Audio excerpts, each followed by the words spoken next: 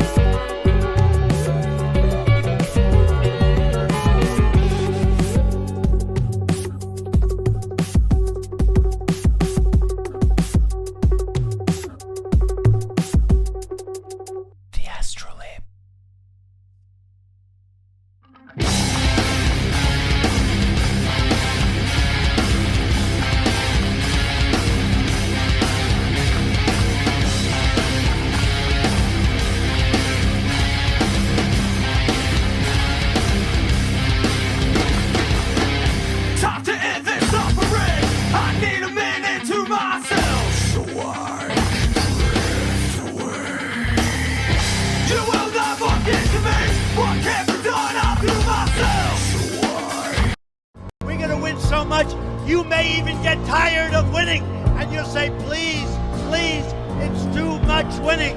We can't take it anymore. Mr. President, it's too much. And I'll say, no, it isn't. We have to keep winning. We have to win more. We're going to win more. What's going on, fellow feds? Man, my hair is a mess. I need to take a shower. My hair's all messy. I got all sweaty out walking in the heat. We're having a heat wave down here, getting up into the mid-90s. And, man, the sun is hot in Texas. How are y'all doing, my fellow feds? My wife is ready in the chat. She is making her list of... her nice list. She doesn't keep a naughty list. Her naughty list is too big. It would be cumbersome to keep the naughty list. She keeps the nice list. And, we're starting off big tonight because someone has gone and added themselves to the nice list preemptively. Teal bucks received.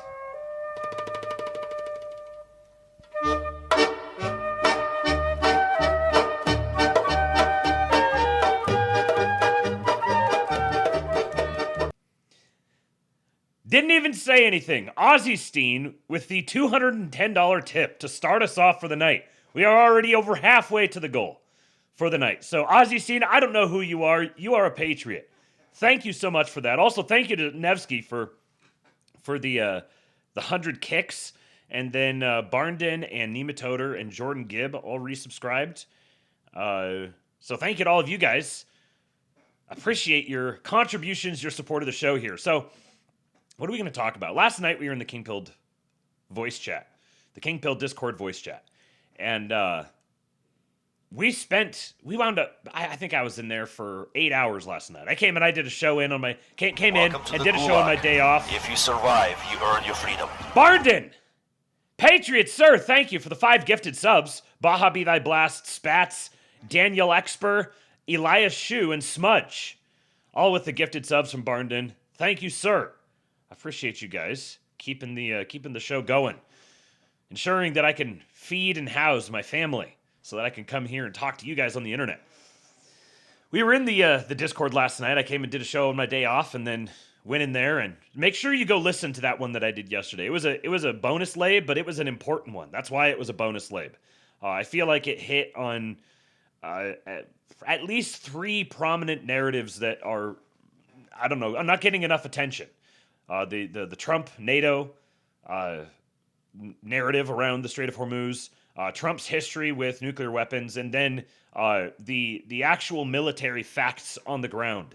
and how those ought to inform the way we understand the broader actions overall. So several separate things that I wanted to make sure I touched on them, and I put them all into one single episode. It's a little shorter; it's about 2 hours long, so you could go share it with some people if they're open to considering, because there's a lot of people who have just dug themselves directly into this full retard, like libertarian, anti-war, no matter what, presuppositionally opposed to anything you might say. They want to have lots of conversations with people about this, but any sort of engagement with them or attempts to challenge anything they say or to provide additional context or to engage in any sort of dialogue with it is generally, with a substantial portion of this population, met with just instant derision, which is fine. Okay, great.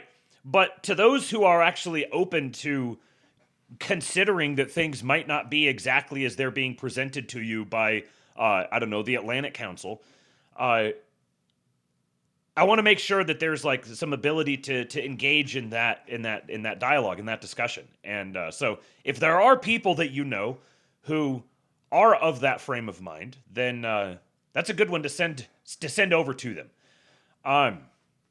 Lord Breezy says anti-war is pro-war, imperialism is to end war. And frankly, yes. If you're going to be anti-war in the same way that if you're going to be anti-anything, then you're going to have to declare war on that thing. Anti-war people have declared war on the act of going to war. So in they may not have weapons specifically themselves they may not command militaries, but they are engaged in a narrative war, which is sometimes more powerful than the actual war itself. So their position is fundamentally incoherent. It's fundamentally self-defeating in the same way that all of the other libertarian or just broadly liberal paradigms are. Every single one of them is incoherent at this same point. Their own position becomes performatively self-detonating. Welcome to the Gulag. If you survive, you earn your freedom. Thank you, Aspiring Midwit. Thank you, Magoo, for resubscribing. He is one of the ones that I was talking with last night. We were talking for 8 or 9 hours about this Tucker Joe Kent interview and trying to fit our minds around the idea that I think all of us, or most of us, believe that, as my good friend Josh Ham said, that Tucker is friend-shaped. He's someone that I want him to be. I think he has been a great asset. I think he's a good man. I think he has a good moral character. I think he is a patriot. I believe he sincerely believes the things he is saying and he believes in the actions that he's taking. I don't think that he is either bad faith or retarded, though I may have to kind of qualify that one a little bit. I don't think that he's bad faith or some type of captured pawn who's being weaponized against the president, against his own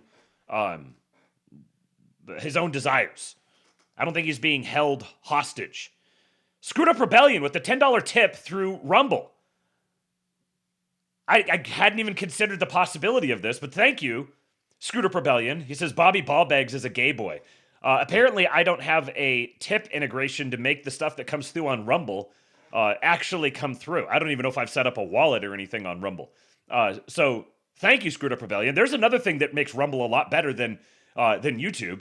With YouTube, you had to get, I think, 1,000 subscribers before you could even receive super chats in the first place. And I've got 200 subscribers on Rumble. But I'm already I already have the ability to receive money through it. Lord Breezy says Rumble versus Kick chat rivalries would be great. I fully endorse it. If you guys want to go to war with each other, then be my guest. I will stand back and observe. Homeless Nomad says, man, I can't wait for the anti-war folks to start shitting on Trump for chickening out when he declares victory on the air operation and shifts to long-term intelligence ops. Oh yeah, you know it's coming. Yeah, for sure, 100%.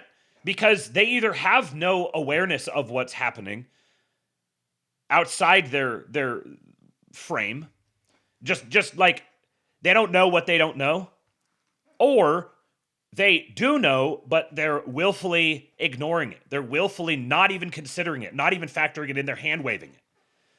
But all these things cannot just be hand waved. So we went back and forth on this for a long time last night, and I want to believe that Tucker is not retarded, because that's kind of what I'm left with. I believe Tucker is acting out of good faith. I believe he is a patriot. I believe he wants what's best for America, and he sincerely is.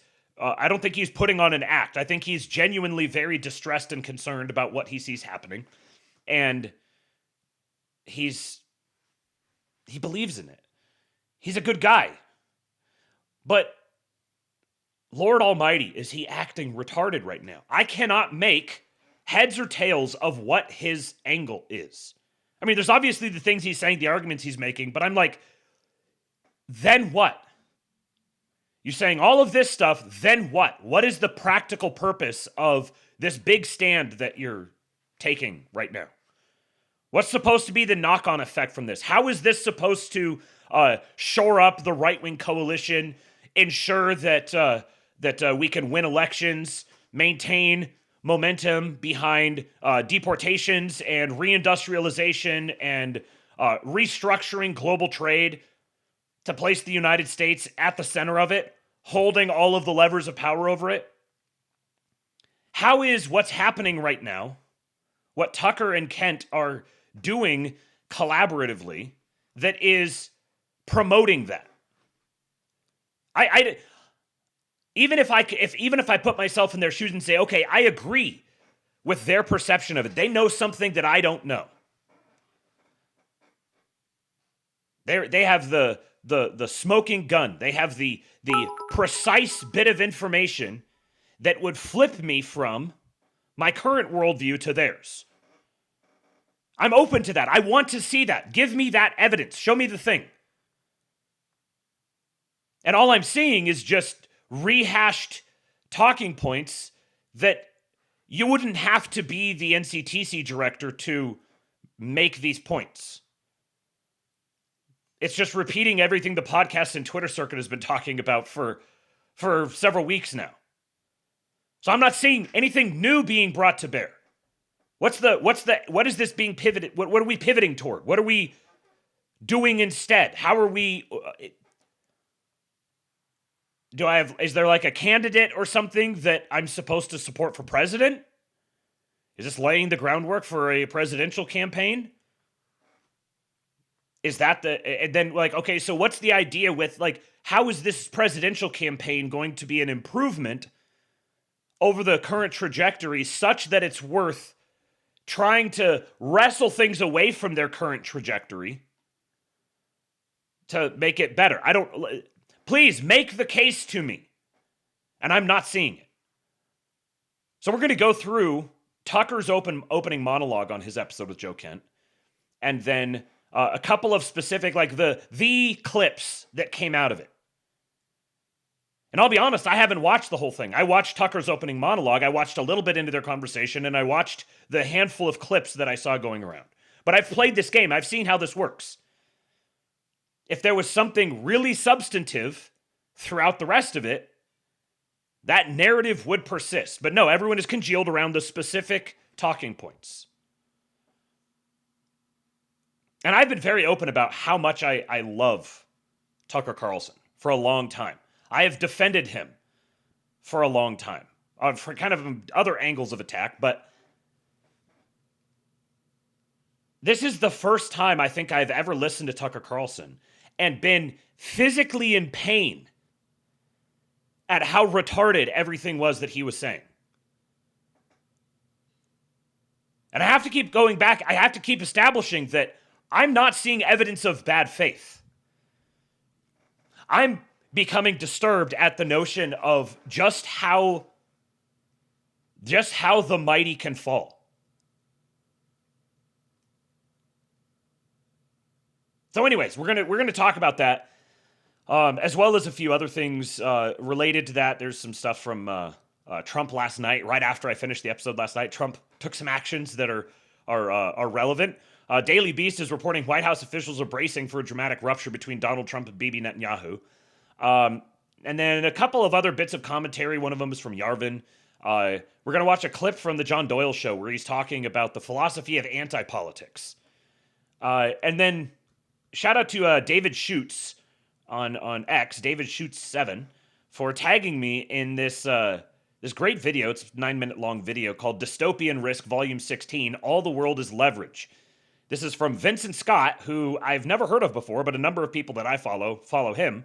And the video is good. I like what he had to say, talking about the leverage that is being established with all of this. Because this is the thing, is like, if someone like Tucker was not going full retard, which is what I have to assume because I can't assume, I have walled off for myself the possibility that this is an act of bad faith or Tucker's captured or whatever. There is just zero consideration of any of the context of the actual geopolitical situation. It's just at its root, it's just whatever the Atlantic Council or the Democrat Party Twitter account or the Libertarian Party Twitter account is saying, just for like based reasons. Just it's that, except they're saying Israel. The thing they have in so what they have in common, is the group that they have the most in common with would be like the socialist Mamdani millennial brownoids. Their impact on politics and the contribution to the narrative that they're making is the same as AOC. I mean, AOC is a little. Oh, this is a good one. AOC is getting a little milquetoast these days, but sort of like the world that AOC was managed to kind of go in and sort of capture and pull up to herself, and then align with the broader Democratic Party platform. So yeah, there's just no consideration whatsoever of the geopolitics. We'll talk about that, and I've got some good stuff on that, and then there's a little essay here, The Westphalian Reset, Donald Trump and the Restoration of the Sovereign Nation State, which is an interesting take from The Observer. I don't know who this is. Reads a little bit like, it sounds like something maybe would be coming from a spook, most likely. So let's see what the spooks have for us. And then, yeah, that's the gist of it. But we have to start off with just a couple of things. I got 3 tabs here before we get to the Tucker interview. I've got this first one from Fraser Payne. Lord Breezy says, at King Pill, the majority of people had no fundamental critique of NATO/EU/UN technocrat wing of the regime. They just wanted to be managed better. Yeah, that's a good point. Yeah. It's like, this is the problem with over-indexing on Israel, is that it's a really convenient way to just completely eliminate any focus on or awareness of the European establishment that is extraordinarily wealthy and powerful. And obviously there's a lot of overlap within them, but you can't just swipe them away and act as if there's some sort of a non-player, just sort of like NPC constant part of the environment. Anyways, Fraser Payne says, please take a moment to watch this fantastic video by Memologist PhD. Fraser Payne, our vice president, is now building himself clones. He says it's as good as anything I'd make, which is, that is a hell of a, being able to say, here's my buddy, go listen to the things that he made. It's easily as good as anything I would make. That is a powerful, healthy, masculine form of big dicking the entire world. So here, from Memologist PhD. Is that what it was? Memologist PhD. Yeah, this is from the Life of Chud forum, or what do you call it? Community on X. Welcome to the Gulag. If you survive, you earn your freedom. Thank you, Dave Johnson, for the gifted subs.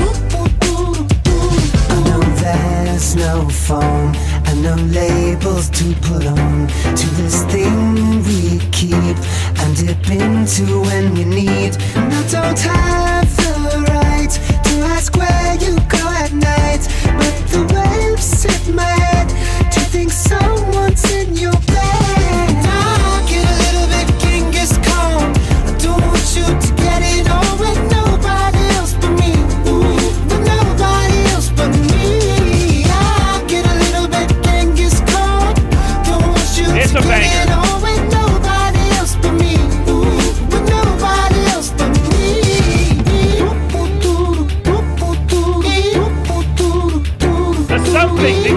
something.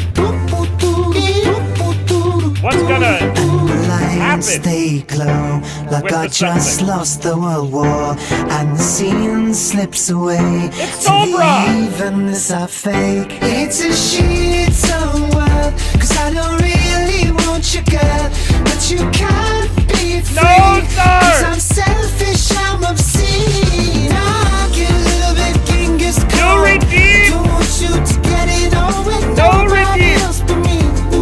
But nobody else but me. I get a little bit Genghis Something Khan. happened! I don't want you to get it on with nobody else but me. But nobody else but me.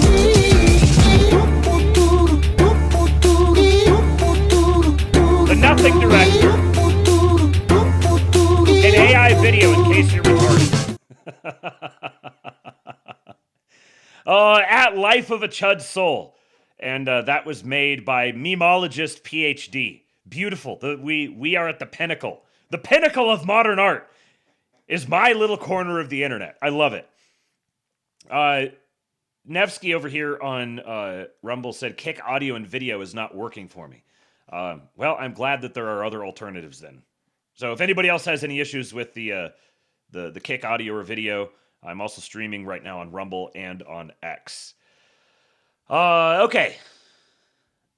The metaverse is being shut down. I'm right. Let me start this over. Are you guys prepared to be abused? Are you guys prepared to be hurt? To have your souls irreversibly scarred? That's what's about to happen to you. In honor of the closure of the metaverse, because yes, Facebook, Meta, is shutting down the metaverse, the thing that they literally renamed their organization after, they are shutting down the metaverse. And Barry Malone here says, I would like to re-up one of the worst videos ever recorded. Just two humans having a perfectly natural conversation. And keep creating. Now, Deb from our studios team is joining me. Deb, do you want to take us through some of the exciting games in the pipeline for Quest? Absolutely. Over the years, we've had the opportunity to work with incredible developers like Vertigo I'm just going to let this play. Games, the studio behind fan favorite Arizona Sunshine. I love Arizona Sunshine. That game basically got me and my friends through the first few months of the pandemic. That's awesome. If you enjoyed that, Mark, I think you'll be excited that we're partnering with Vertigo on 5 more great games from Deep Silver and others. We'll share more about this lineup very soon. Nice. What else is coming? Well, the metaverse is constantly evolving. I got So one of monster the in my most important sinuses. aspects will be live service games that launch updates and new downloadable content regularly, like Echo VR, Beat Saber, Onward, Pistol Whip, and more. We're focused on this a lot right now, making sure games can build out active communities. Beat Saber has a passionate community. Oh, I love Beat Saber. So do I. And Beat Saber just passed $100 million in lifetime revenue on Quest alone. It's a great example of a game that keeps releasing fresh content.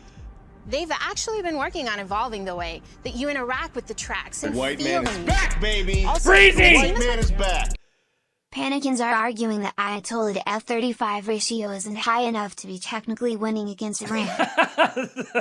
the Ayatollah to F-35 ratio. See, this is why you guys got it. You don't watch the ASTROLAB for me.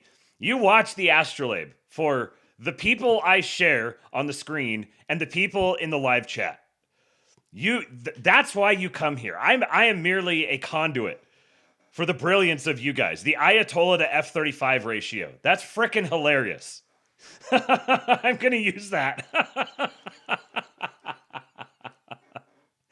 I saw someone tweet that, what was it? It was something about how it's reaching the point in Iran now where if you're part of the leadership class and you haven't been murdered, it's kind of insulting.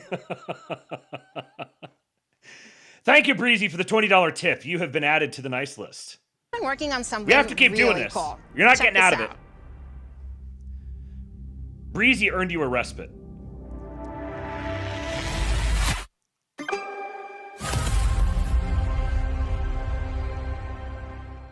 I can't wait to play this.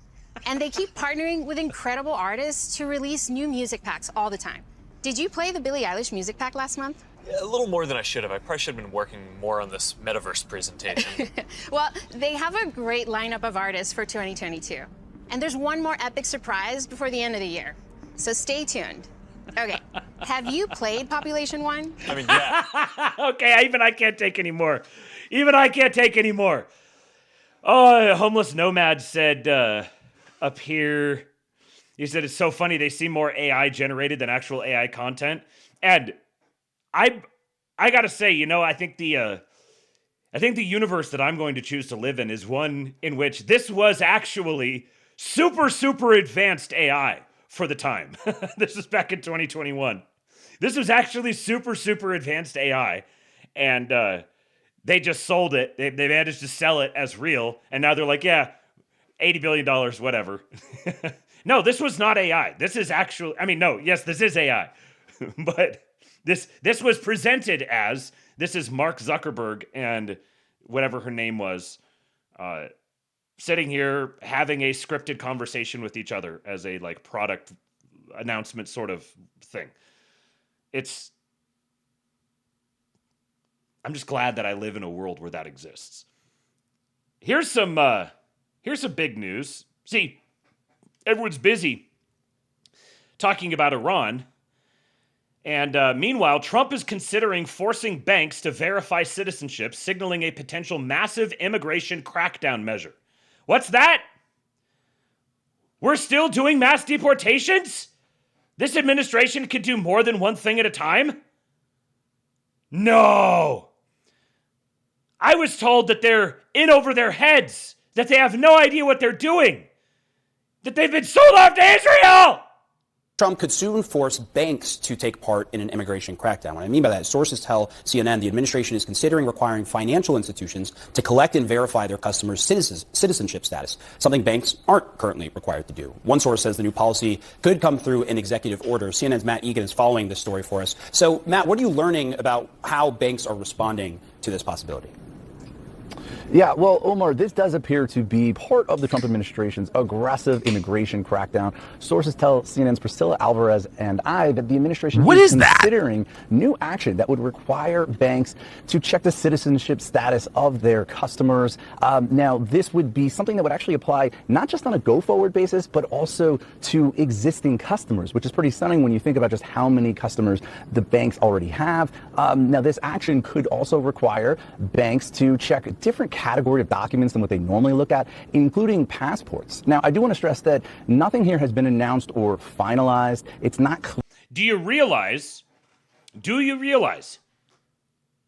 at whatever point this begins to take root, I can already predict the way this particular category of so-called like right-wing online influencer, I can see exactly how they're going to react to this because the headlines write themselves. Bloomberg or the Wall Street Journal or, Axios is going to write an article talking about the banks requiring passports from U.S. citizens to access their bank accounts. And this is going to be framed as evil Antichrist Jew-controlled Trump is trying to take all of your money from you. They're forcing you onto a digital federal registry. Do you see how the mass deportations thing is prevented? Do you see how it's weighed down? Because of that precise line of attack that will be leveled at it. Clear here whether or not this would come in the form of an executive order or some other action. We reached out to the White House, and a spokesperson said that any reporting on policy that hasn't been officially announced is just speculation. But some Republicans do support this. Republican Senator, you earn your freedom. Thank you, Bobby Ballbags. Tom Cotton, he put out a post on X yesterday where he said, I strongly support President Trump taking action to prevent illegal migrants from accessing our banking system. And he said he sent a letter to Treasury last fall asking for an investigation into this matter and that he plans to introduce legislation on this issue shortly. Now, Omar, you asked about how the industry is reacting. So what's that? One of the most notorious neocons in Congress is the one who is running point on this proposal. Do you see how you can tell both stories here? You can tell the story of the neocons that have never been more powerful, and they're using this as a backdoor way to hack into your identity so that they can force Trump into fighting a war in Iran. If you select the facts and frame them in a particular way, you can tell that story. It just requires ignoring everything else. This is how you get mass deportations done. Someone like Tom Cotton, who has put himself in a position to be able to wield power, regardless of what you think about him. He has put himself in a position where he's able to wield power. And now he is wielding that power. And there's a quid pro quo happening here. This is how you get mass deportations. And this is not just mass deportations. This is prevent illegals from entering the country ever again.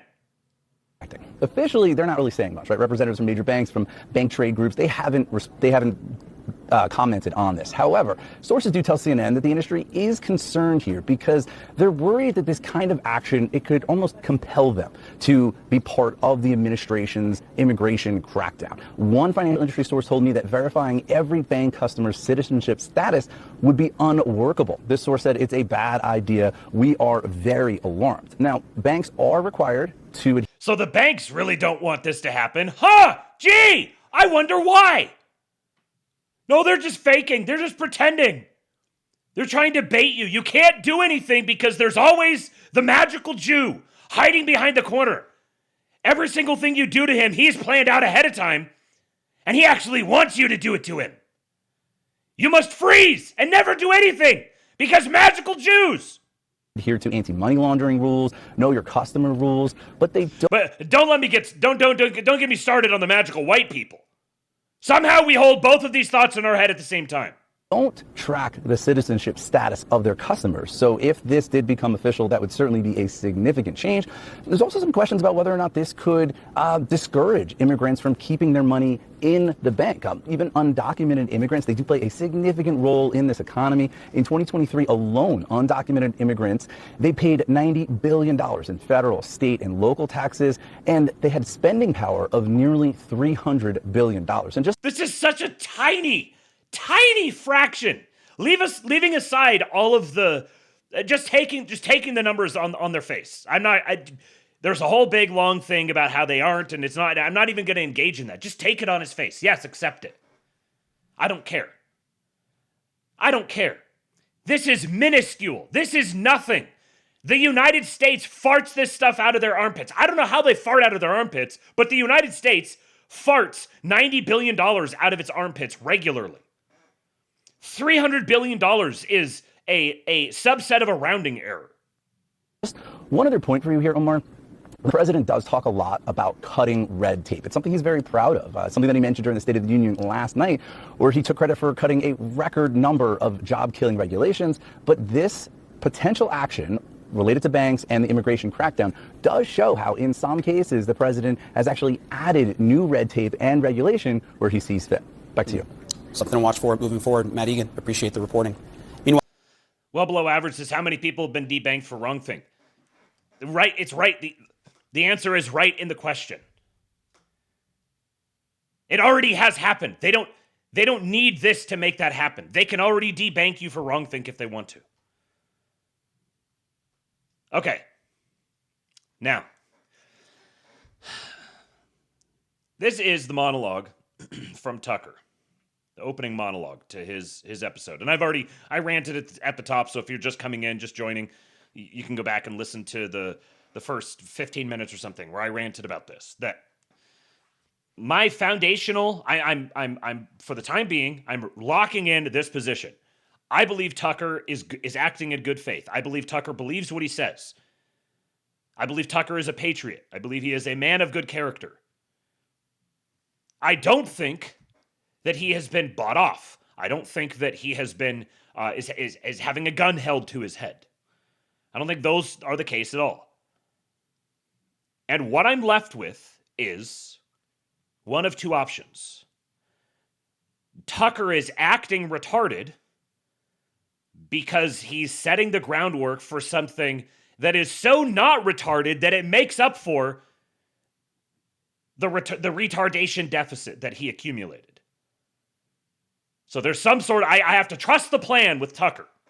I have to trust that there's a plan here, and that approaching the situation as essentially a clone of the Atlantic Council is not damaging the cause. It's actually promoting the cause. This is actually increasing our power over the United States. This is increasing American sovereignty.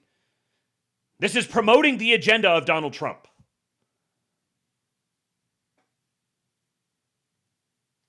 I have to believe that there's some big plan for that. And that's what I'm looking for. I'm looking for, you're saying all these things. Okay, so what's next? I'm willing to hear you out. I have a deep respect for both of these guys. What's next? I feel like I'm talking to libertarians, because I'm pretty sure I'm talking to libertarians. And I've spent a long time talking to libertarians. I've had this same conversation many, many times.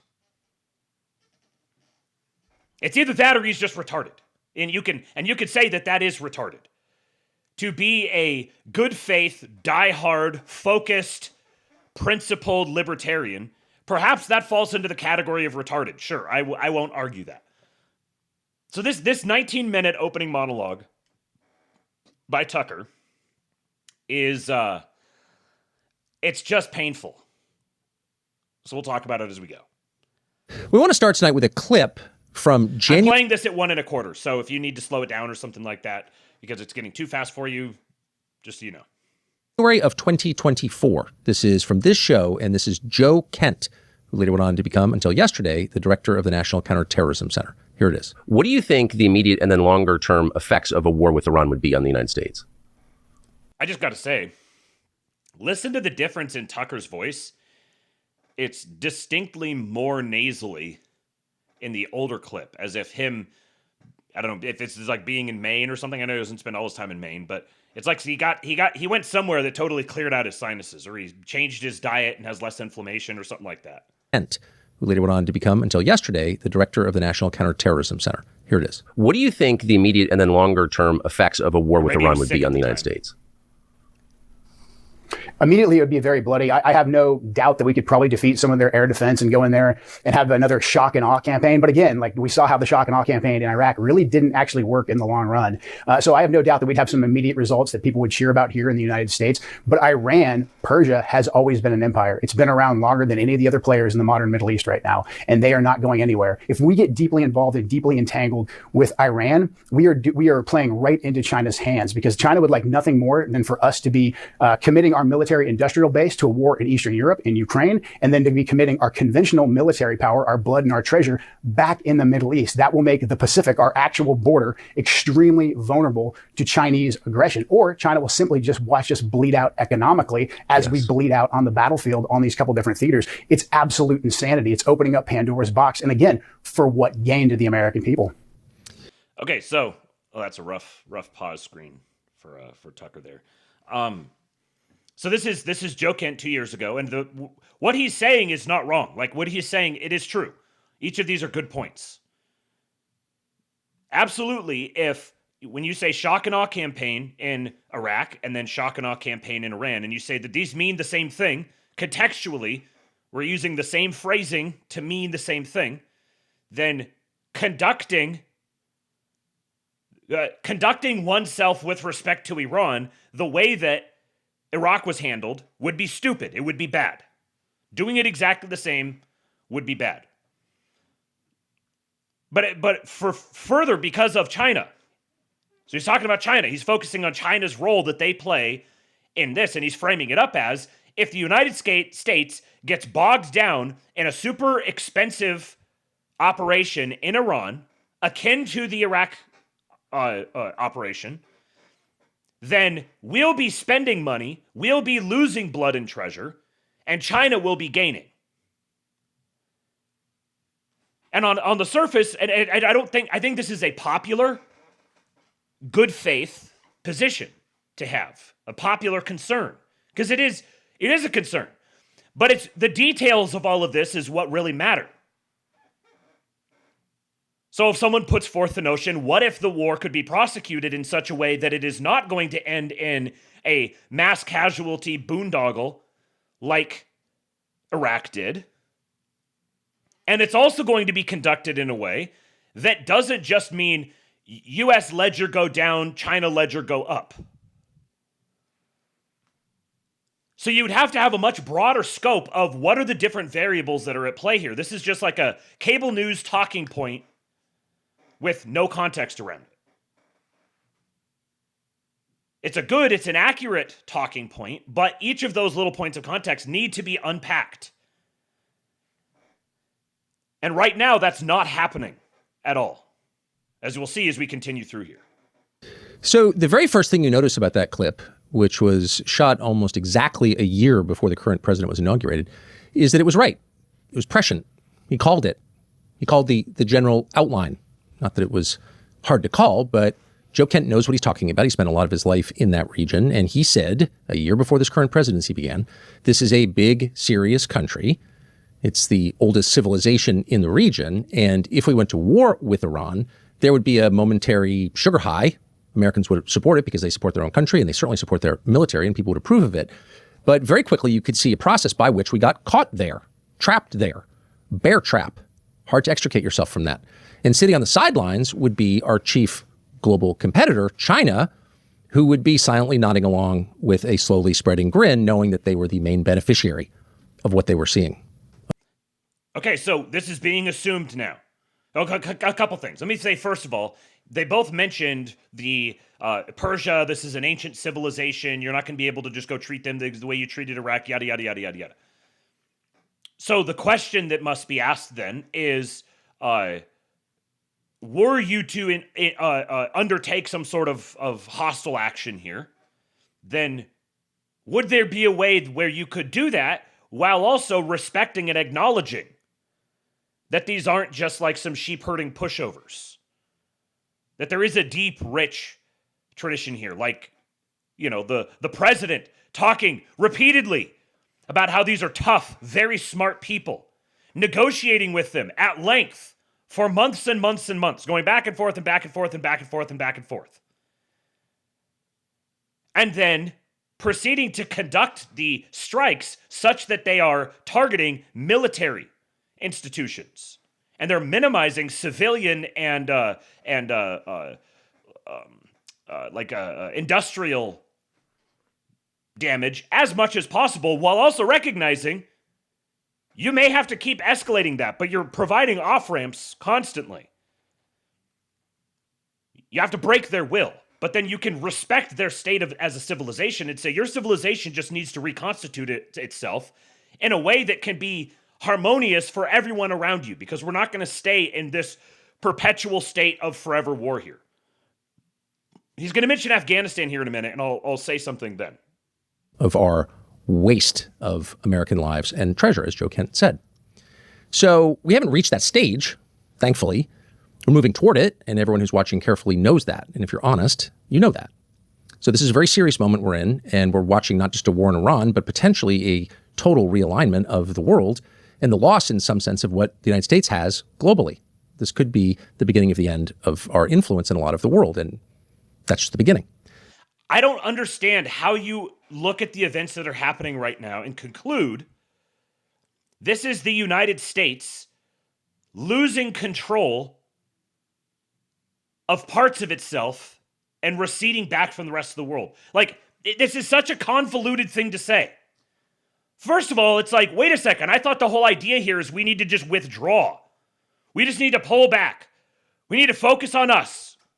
We need to take some time out for ourselves and just focus on us and just be focused on the homeland and resolving all the domestic issues. We don't need to have our tentacles out all over the place here. Right? Like, that's the argument.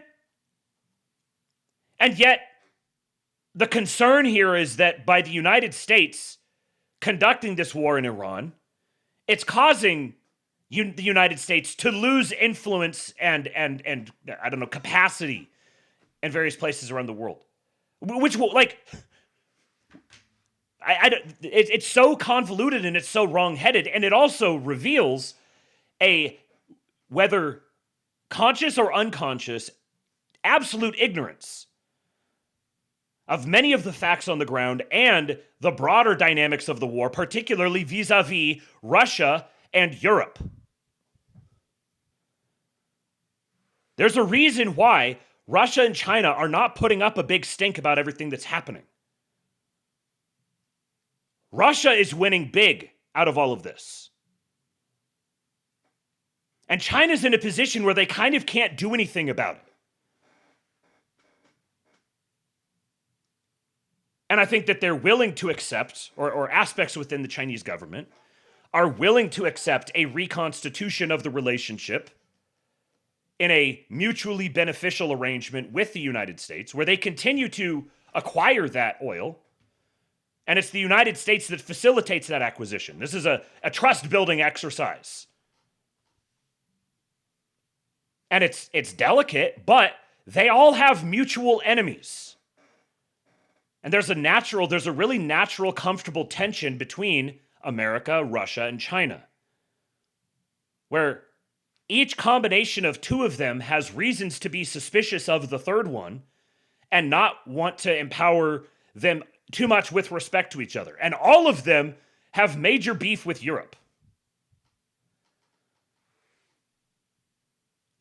But in order to have this broader awareness of all the different geopolitical happenings that have gone on for the last several years, you have to abandon the libertarian worldview.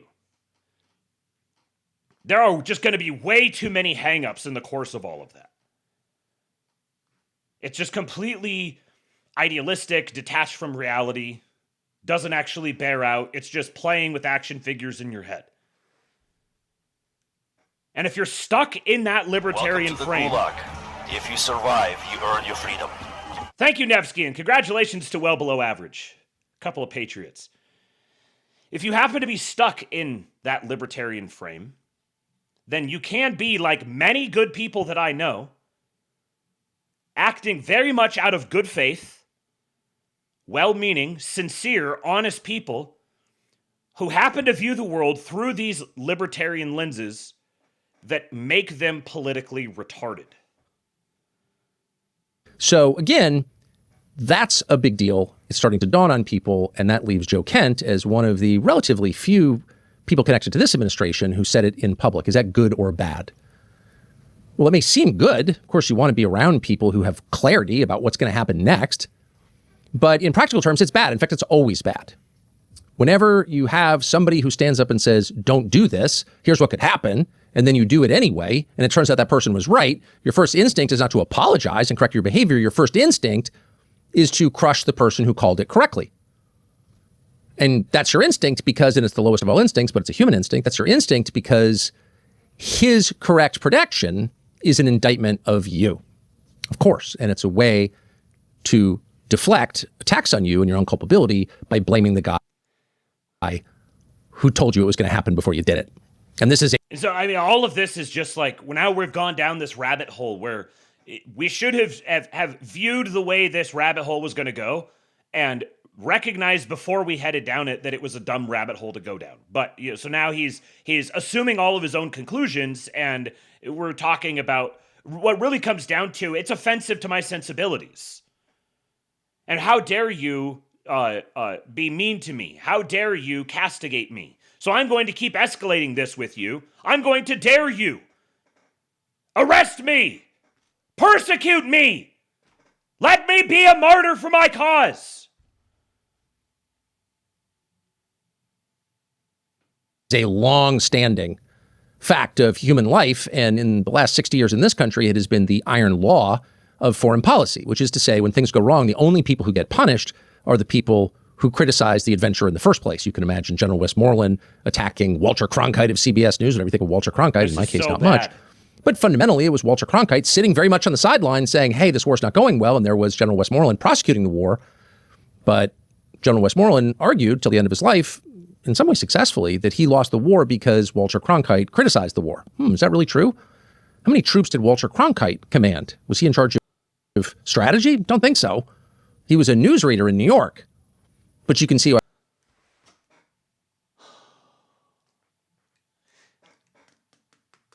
This is the sort of thing that really, really strains my ability to maintain this good faith presumption about Tucker.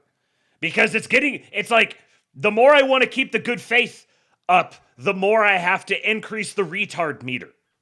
What the fuck are you talking about, bro? What influence did Walter Cronkite have? What troops did he command? Are you serious? Wait, suddenly Walter Cronkite is this poor, victimized, lone voice crying out in the wilderness, and the entire world just arrayed against him and said, fuck off. He didn't have any power. He was just a journalist. Come on. This is like own nose shoved so far up one's own asshole. It's painful. Why Westmoreland did that. Why a lot of people believed it, agreed with Westmoreland. You saw the same thing happen in the days after the tragic and incredibly stupid Afghan withdrawal under Joe Biden. That didn't help the United States. Of course, we had to get out of Afghanistan, but the way we did it, who would argue that was a good thing? It was a terrible thing and resulted in the deaths of a lot of Americans. Okay, so let's compare. Let's compare here. You're saying that America should not be so involved in this part of the world. And America should withdraw. But we shouldn't withdraw like Afghanistan did, like we did in Afghanistan. There was like loose ends that needed to be tied up, and it needed to be managed and orderly and done better. So let's recognize that perhaps Iran and Afghanistan are not exactly the same animal. And if withdrawing from Iran is a goal, the only way, I'm not even saying this is Trump's goal. I'm just saying that if withdrawing from Iran, getting out of being involved in this whole thing, is a necessary thing to do, and a necessary pretext for that is establishing the situation such that that is possible, so that you're not doing the Afghanistan thing, then why can this not even be considered as a button things up so that we don't need to maintain our status there in the same way? Because again, it's starting with a conclusion and maintaining that conclusion no matter how many contradictions you have to stack on top of it. So who was punished for that? As far as we can tell, and we've checked, only one person. And that would be Colonel Stu Scheller of the United States Marine Corps. What was his crime? Planning the withdrawal from Afghanistan? Oh, no. No, Stu Scheller's crime was saying out loud, boy, that didn't work very well, and why'd we do this? And for that, he went to jail. The people who actually did it, who gave the orders, or who carried them out without asking questions about them, which was everybody else, they're fine. You don't even know their names, and they certainly haven't been penalized. So there is a long history, because this is a standing feature of the way people are, that you criticize those who told the truth and who were right, who called it ahead of time. Now, in a functioning society, you get a hold of yourself, and you understand that people are like this, but if you want to be successful as a society, you have to restrain that impulse, because it's low and it's counterproductive. And if you silence people who tell the truth, you end up making the same mistakes again and again and again. And maybe that's why we're here at this pivotal point in our war with Iran. So that's the first thing you notice.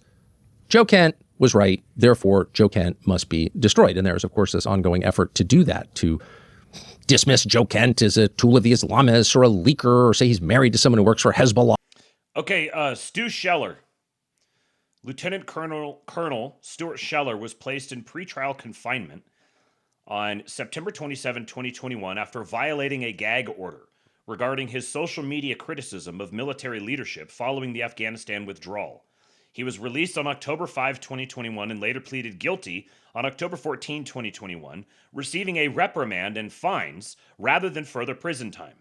He was jailed for roughly 9 days for violating a gag order, which prohibited him from posting on social media after his initial viral video criticizing the Kabul airport attack. On October 15, 2021, a military judge sentenced him to a letter of reprimand and a forfeiture of $5,000 in pay. Following his guilty plea, he began the process of separating from the Marine Corps, exiting by late December 2021. So, it sounds like it's pretty gay. Yeah, the Biden administration prosecuting that was maybe that was gay. I don't really care. It was the Biden administration. What does this have to do with? How is this pertinent to what's happening right now? Why are we like making Joe Kent a martyr? What is this accomplishing for us? What political capital is there to be gained out of this? T-Con!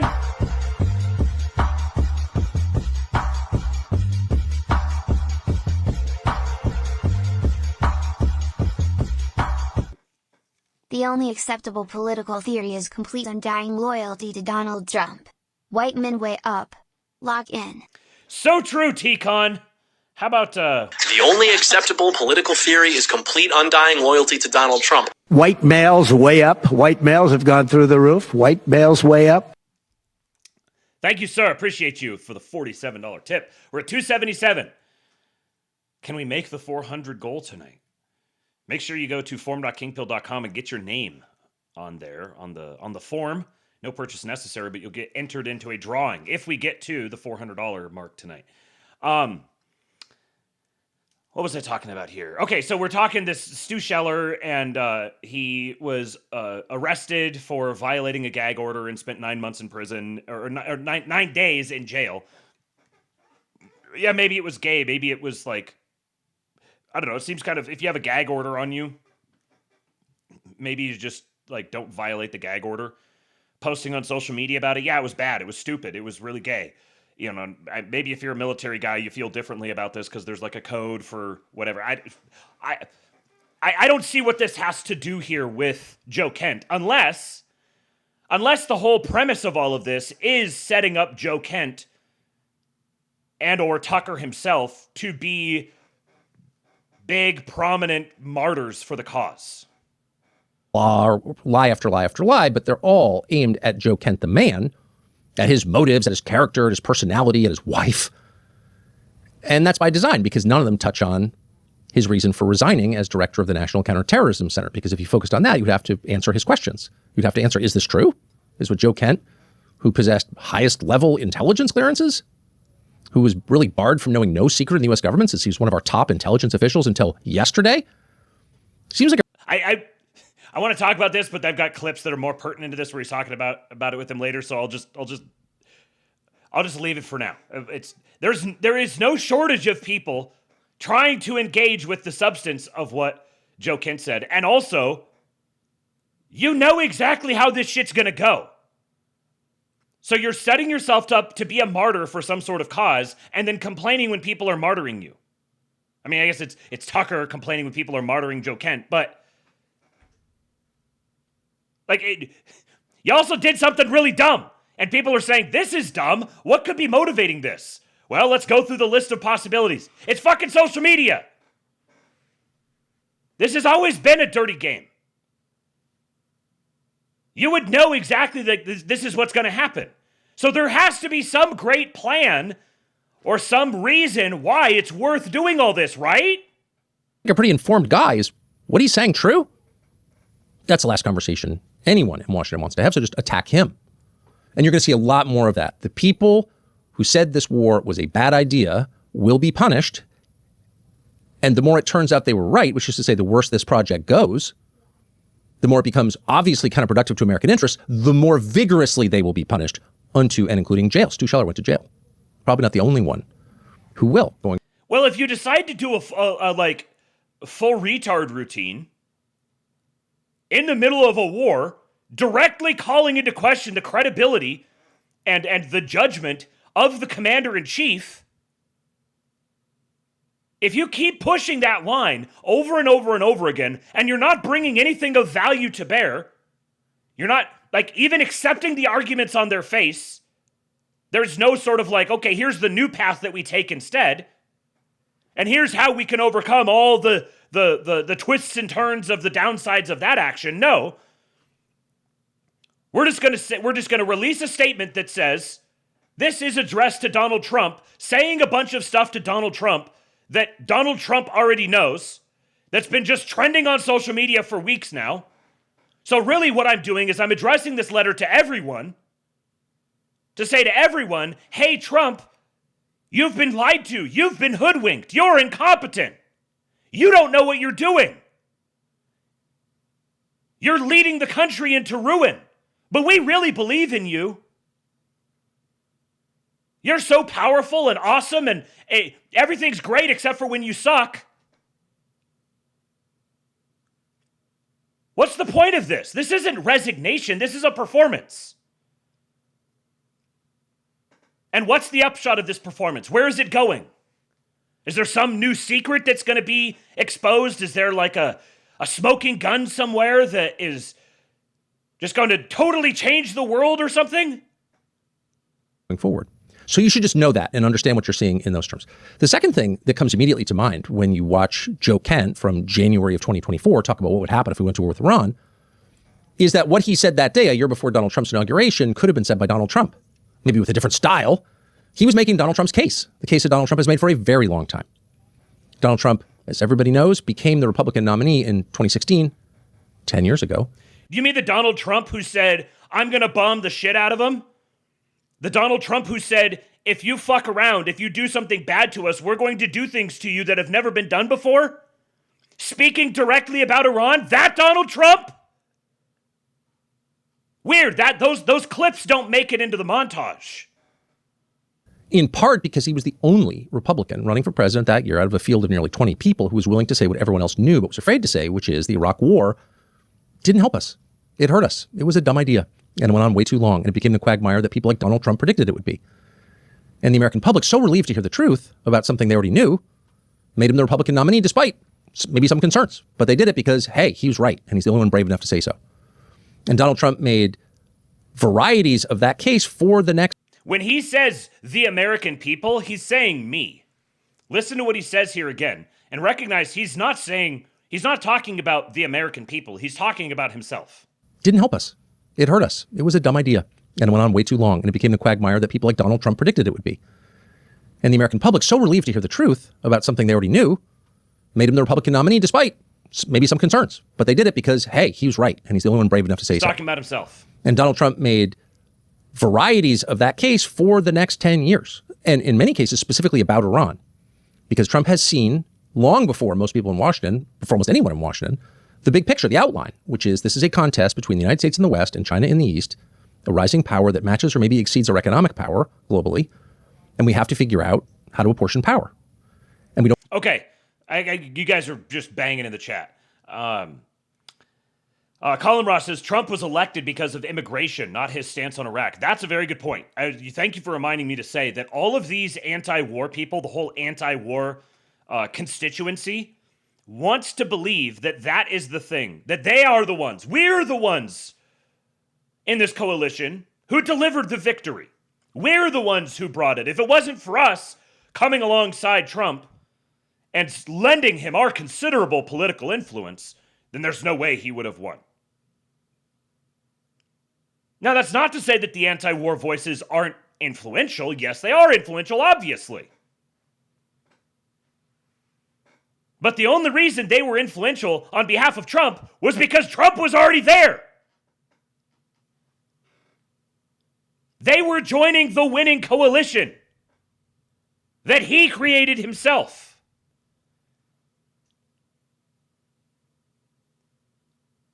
And you can't make this whole big case about how it's going to cost us the midterms and Americans are so unhappy.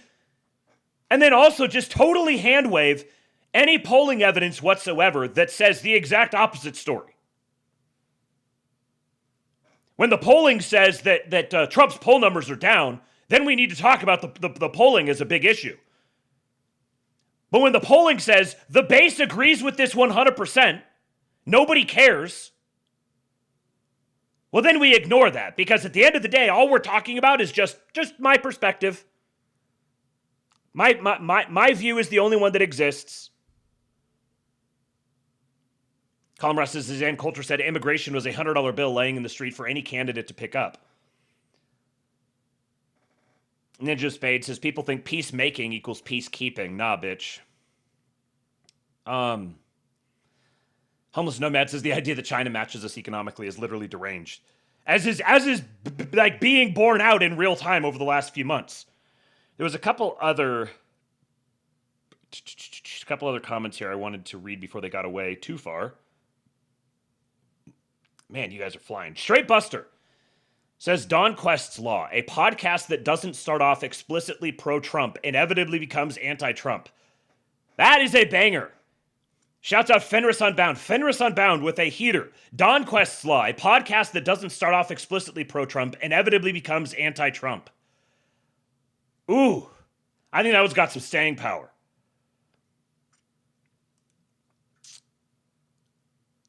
Trust Planstar said glossing over his wife's connections is the most disingenuous shit ever. Yeah, like I don't necessarily think, like I'm not really going to hang on the wife's connections, but I also don't think that it's like a totally unreasonable thing to bring up. Like if his wife has written for a communist publication and she's actively, very vocally posting about her opposition to the Iran war, then her husband making a really big, gigantic show of saying, I oppose the Iran war! And I'm doing this kind of out of left field, bizarre thing and making a big show of it. Well, yeah, people are going to connect those things. Like, what's the home life like? He's working for the president. He seems like all frustrated, involved in counterterrorism. And his wife is very upset that the Iran thing is happening. That's not going to affect him in any way. I don't think it's out of bounds to at least mention that. You don't need to like say, oh, he's pussy whipped or whatever. I'm not going to go that far. I think that he's a good man. But also just like hand waving it away and treating it as if this is just people. They're just so nasty. Give me a break. You don't want to get sidetracked with engagements like, I don't know, another endless Middle Eastern war, because in the end, the only winner of that conflict is China. Is China, in this specific case. An endless Middle Eastern war. Yes. Yes, Tucker. Yes, Joe Kent. Nobody wants an endless Middle Eastern war. You are fist fighting with phantoms. Nobody wants an endless Middle Eastern war, except for Bibi Netanyahu, and he might not even be alive. So why don't you say what you really mean? You're not trying to convince the president not to get involved in an endless Middle Eastern war. Because if you were, this wouldn't be the way to do it. You can literally walk into the Oval Office and talk to him. You're not some lone voice out in the wilderness crying out, just hoping somebody will hear me. Whoever in the end settles this conflict, whether it's the United States or some other power, whoever comes in at whatever the end of it is and says, enough, this is hurting the world. Each side has made its point, but the global economy has a critical interest in the Persian Gulf. That's energy. And we're going to stop this now. Whoever that person is will become more powerful than ever, and everyone else will become less powerful. The person who settles disputes is in charge. Not the person who starts them, not the person who wins them, the person who stops them. When dad comes home and stops the fighting between brother and sister, who's in charge? Dad, because he stopped the conflict. Dad, huh? Who was the guy you were calling daddy? Just a few short months ago, Trump was daddy. And the whole premise, the whole setup here is that this is a conflict between Israel and Iran, and that the United States doesn't have a role in it. And yet then we tell the story about like brother and sister are fighting and dad comes home and he stops it, and that's what makes him the most powerful? Then taking the analogy to its fullest conclusion, the fact that the United States went in after Israel did is evidence that Trump is playing daddy.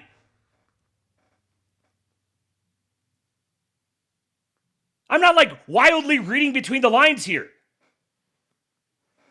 Why does China get the benefit of the doubt that China's actually just so brilliant? Just a bunch of whiz kids over there. They know everything that's happening. They've successfully gamed it all out. It's unfortunate that we're stuck with lovable big old doofus Donald Trump, who just gets ripped off everywhere he goes, just doddering around, no idea what he's doing. We love him so much. Trump, would you please stop being so retarded? How does this help anything?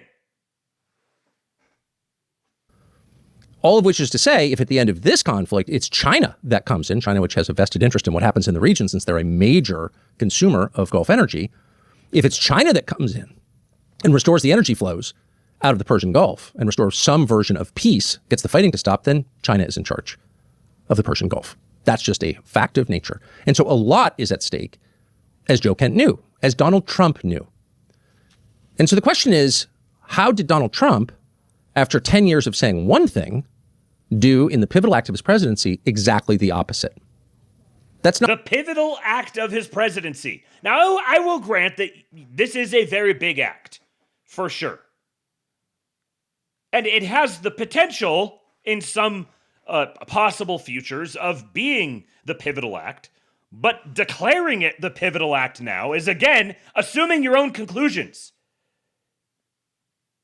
This isn't making an argument. This isn't providing an explanation of something.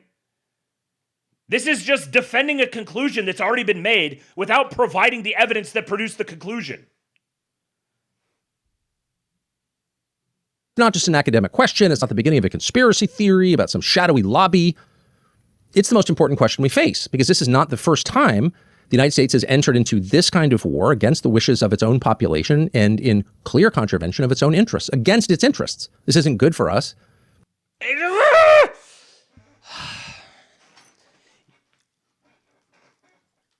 Did I miss something here? Where we're no longer required to defend with evidence any of the things that we say? We just say things now? No one has made the case that it's good for us. No one has made the case that it's good for...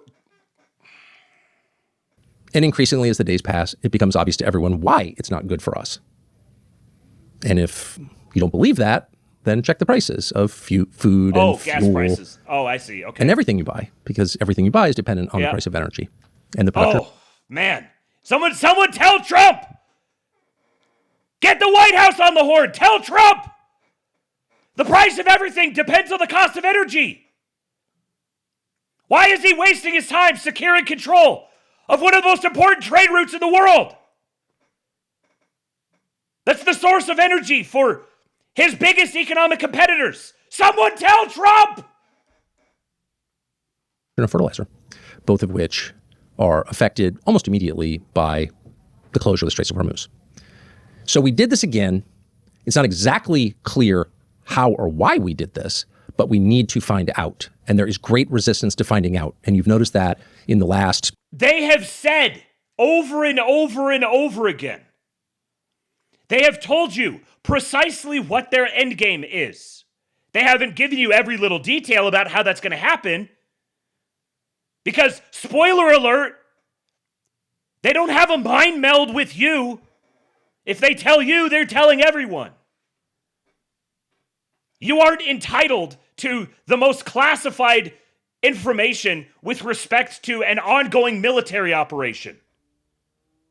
36 hours since Joe Kent resigned as director of the National Counterterrorism Center, one of our top intel officials, because the attacks on him have prevented an honest conversation about what he's actually saying. And what he's saying is, and he says it clearly, and we're going to ask him about it directly in just a moment, Israel got us into this war. Its lobby in the United States pressured the president, and its prime minister in Israel told the president, we're going without you. Join us, because if you don't, your troops in the region, your interests in the region, your citizens in the region will all be at risk. You have no choice. They led the way. Everyone's already heard this. The president is already aware of this narrative. Tucker has personally gone and talked to him multiple times over the last few months. Everyone on Twitter has been talking about this forever. This isn't like, this is baby's first red pill shit. This is what we were talking about last night. This isn't new anymore. Being like, hey, psst, did you know that Israel did the thing? Yeah, everyone's like, oh yeah, I've heard that. I literally opened up Instagram and it was the first reel that I saw. It's all over TikTok. It's just knock down, drag out, fight, debate, and every single reply thread on every single tweet. It's all about Israel and Netanyahu. Everyone knows about this. It's not a secret. You're not breaking news. You're not telling the deep, dark secret that nobody else knew about. And even if it was, even if this was true, let's just ignore all the context. Let's just interact with this in a vacuum. How does this make the situation better? What are we doing next? In just a second, he's literally going to defend Joe Kent coming and saying, no, I don't have any other plans.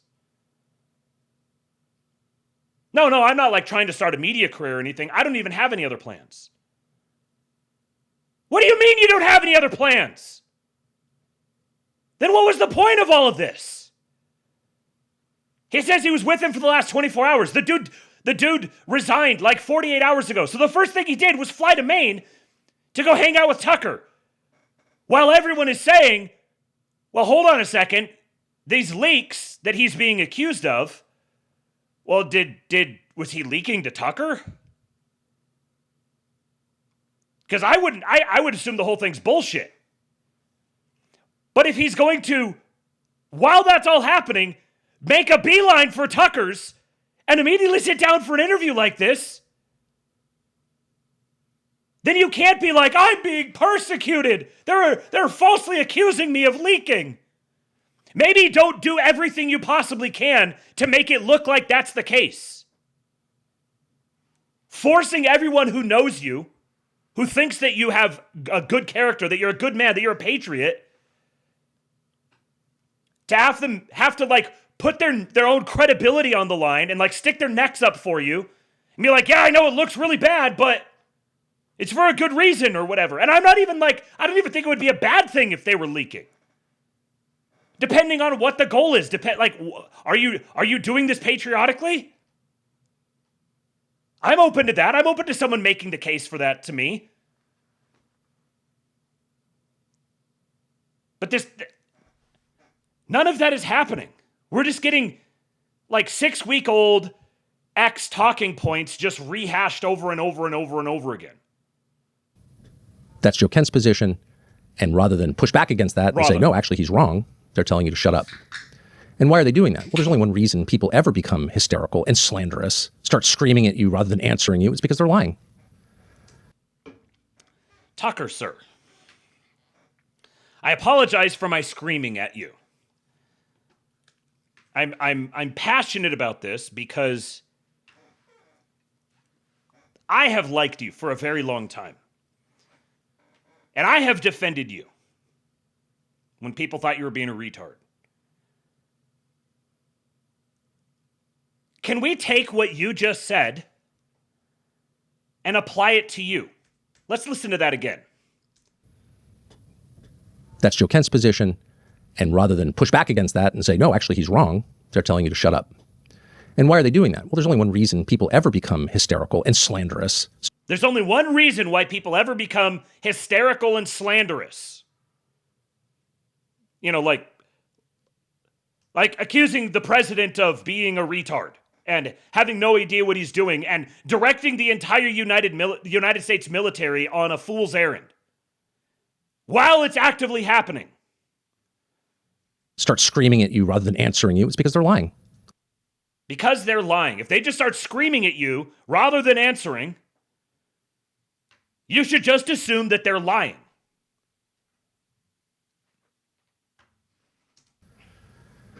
And the truth is, this is not the first time you've watched people in charge lie. This has been going on a long time, and lies give way to a whole bunch of bad things. More lies. Once you tell a lie, you bolster it with further lying. Hysteria, the fear of being caught lying. The rage and slander. If the person catches me lying, he wins in the zero-sum game of lying. I die. Why are we playing this gay game? I reject the premise of it. Who cares if they're lying? How is the world changed or made better? Here and now and going forward by having this debate about who's lying and who's not lying and who said, she said, and what. Can we have this debate after we've consolidated power? Can we have this debate after we've deported, 10 million more people?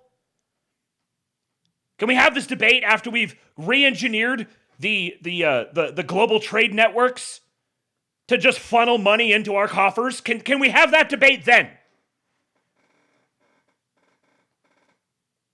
After the election's been secured, perhaps? Well, why are we having this debate right now? Is it because having this debate right now will make the war end in a better way? Is the best thing right now for the United States, would the best thing to promote our interests going forward if they just cut their losses and just put their tail between their legs and went home and were like, oh, sorry, shouldn't have done that. Stupid Israel went and got us into it, and we went and fucked up. We didn't know what we were doing. We're just a bunch of retards. I ask again, what is the goal here? Beyond just telling the truth. He's going to talk about just telling the truth here in a minute. And it's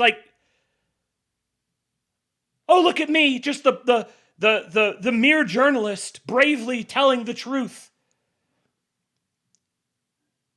From the nigga who sits down and talks to the president regularly.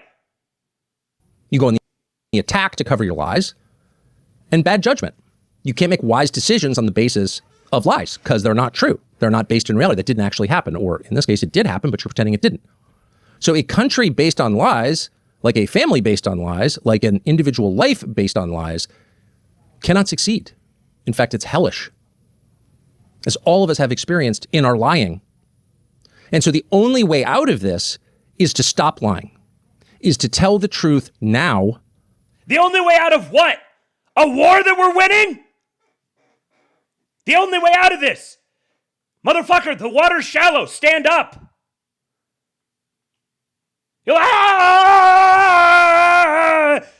Literally just stand up. The sky is not falling. There's so much that's happening right now. And you've got your head burrowed all the way into this one single thing, ignoring all other context.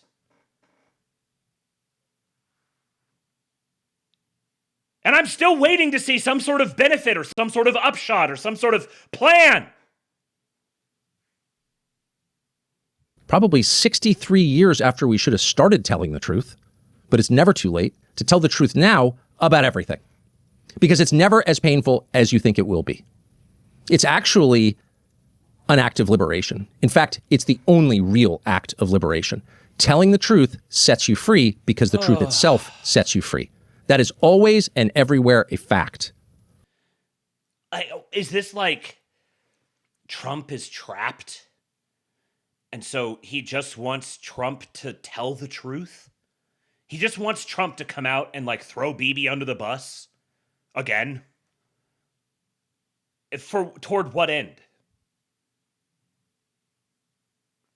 Let's just assume the conclusion here. Let's just accept it. Just accept it on its face. Yeah. The United States had no plans whatsoever. There was no attack plans. They just amassed their entire navy around them for fun. No plans to attack or anything like that.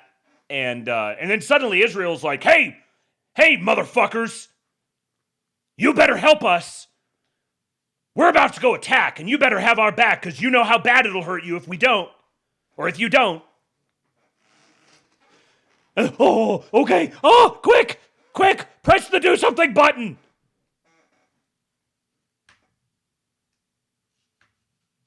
And you're saying that the best way to handle this now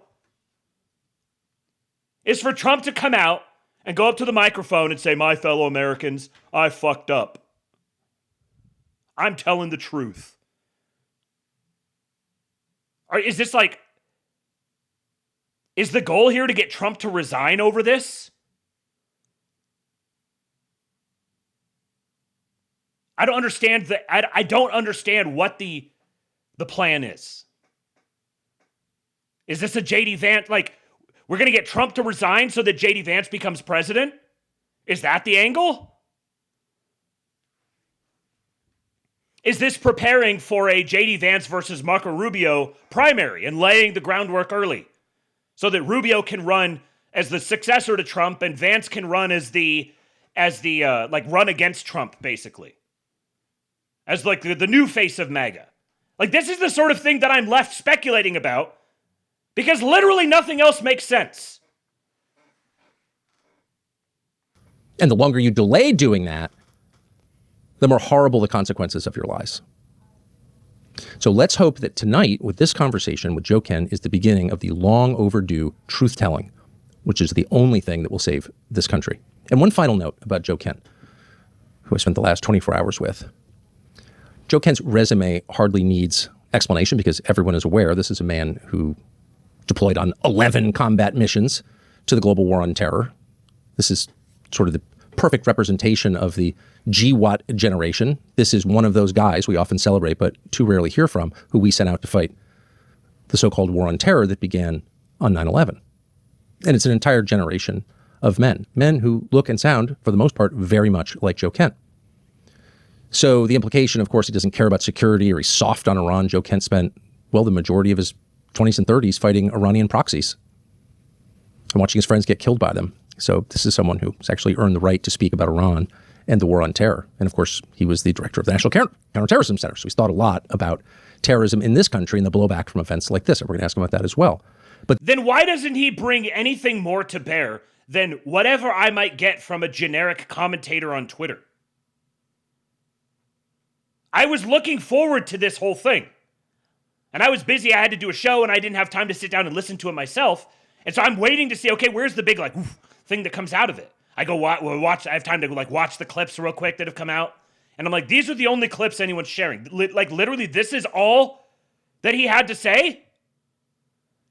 I was prepared for some sort of big revelation.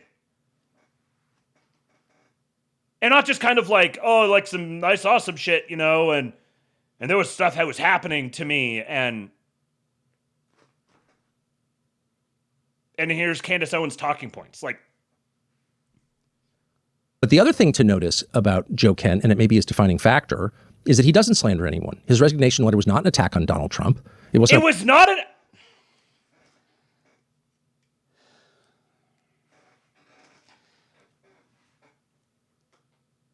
You said that the man had been hoodwinked into a war. You said that he was surrounded by people who are lying to him, and he's making bad decisions because he doesn't know what he's doing. It was profoundly insulting. How do you be like Mr. Wasp, who totally understands all these social graces and how to say things in this kind of veiled, wordy manner to make these illusions where you know full well what you're saying and the person who receives it knows full well what they're saying, but then we sort of pretend it's just like boilerplate language. Then how do you do this like, oh, he wasn't attacking him. He's just telling the truth. This is really gay, Tucker. Promised to write a tell-all memoir about what he saw on the inside or to aggrandize himself or to get a job on a TV show or sell something. I asked him at dinner last night, what are your plans? None. What are your plans? None. I had a really important high-ranking position that you should really take seriously because I saw all the intelligence. I knew everything. I was also locked out of the meetings where they talked about the Iran stuff, but I saw everything and you should really take me seriously. And I decided to leave that really important, really crucial role on the inside with no plans. That was the worst possible answer. But you can see he thinks that this is a credit to his character. He's not trying to do this to self-aggrandize. No, he's just meaninglessly sacrificing himself as yet another person who has thrust themselves against the ramparts of Donald Trump and self-destructed, accomplishing nothing. He did this purely because he believes, as he'll explain in a second, this is the only way to save the United States from certain disaster. Tell the truth. Air the secrets. Be honest for once in decades about what is This is the only way to save the country, and I don't have a plan for it. Actually happening. Things that everybody who lives here suspects are happening. In some cases, we're probably wrong. We've come to the wrong conclusions. That's okay. Tell us what actually happened. Tell us why you did this. And let's reorient this country where it should be, which is around its own citizens. Make the decisions that you make based on one criterion. Is this good for my people or not? In the way that a father would lead his family or an officer. Trump has gone out of his way repeatedly, over and over and over again, to say that everything that he does, the one standard is this good for America? And he's got a long track record of living up to that. And you have the fucking audacity to smugly walk up to Daddy. Tucker's literally the one who called him Daddy. You have the audacity to walk up to him and be like, remember, you're supposed to be like doing everything for the sake of the American people. And it'd be really nice if you could please tell the truth. Tell the truth so we can avert certain disaster. What disaster? Oh, it's just going to be awful. Haven't you lived through the last 25 years? It's going to be so bad. Can we talk about like the facts on the... No. Can we talk about like NATO or... Oh, our allies. They're aghast. They're so upset. They're texting me regularly about how upset they are. Okay, I'm getting catty myself. Officer would lead his troops. It's not complicated. Everybody wants that. That's not a partisan question. That's a human question. And that's the question Joe Kent is posing. Why can't we do this? Why can't we say this? It's not attacking anybody. Joe Kent himself does not attack anybody. Why are you saying it? Why can't we say this? Why are you saying it? Well, because I want to tell the truth. Why? So we can avert certain disaster. How does you saying this avert certain disaster? Nigga, say what you mean. What needs to happen? What are you calling for? What needs to change? Oh, no endless wars. Right, great. Okay, so nothing needs to change. But this is a last-ditch attempt, not simply to save the country from disaster in Iran, but to save the country, period. And as you listen to him speak, ask yourself, is this a man who's working for Hezbollah, or is an egomaniac or a leaker, or is this a man who says very little when he has nothing to say, who speaks straightforwardly and with honesty, self-evident honesty? Is this a man of dignity and decency? Is this a man that America once had a lot of? Is this a man who was once, in effect, the American archetype, the guy you looked up to, the guy you wanted your son to be? Whether you agree with him or not, maybe you're reaching completely different conclusions. But as you listen to him speak, ask yourself, is this the kind of person who makes me proud to be a fellow American? Because it's really a referendum on us. If we can't see that Joe Kent, whatever you think of his opinions, is the kind of man this country should be producing and should be elevating and should be proud of, if we can't see that. Is this the start of a campaign? Like what's in the midst of all of this? It's like we're like teetering on the edge. The slightest wrong move this way or that way, and it's all going to explode, and we're all going to die. But we also need to just like take some time to just sit here and just appreciate the character of this man. Like, and I appreciate the guy's character, but why are we doing this whole big like run around dancing? I'm not touching you. I'm not touching you. I'm not touching you. Routine to like appreciate his character and what a noble, honorable man he is. And then we've failed the test and we've lost. But judge for yourself. Okay, then what? Then what? What's the point of saying things like this? We will have failed the test. Okay. So what? Do we just go jerk off or something? Do we just light our houses on fire and ride off into the sunset? Like, what do we do? You need to have an honest conversation with your, we tune out, yeah. Joe, thanks a lot for joining us. Okay, so that's the introduction. Now there's an hour and 45 minutes of it, but I'm not going to watch the whole thing. Explained this already at the beginning. But there's a couple of clips, and these are the clips.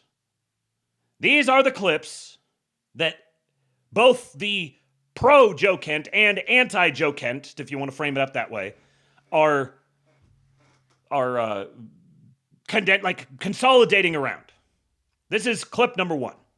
What kind of pressure does it require to get a president who campaigned against exactly this thing for 10 years to do exactly this thing? What does it take to do that?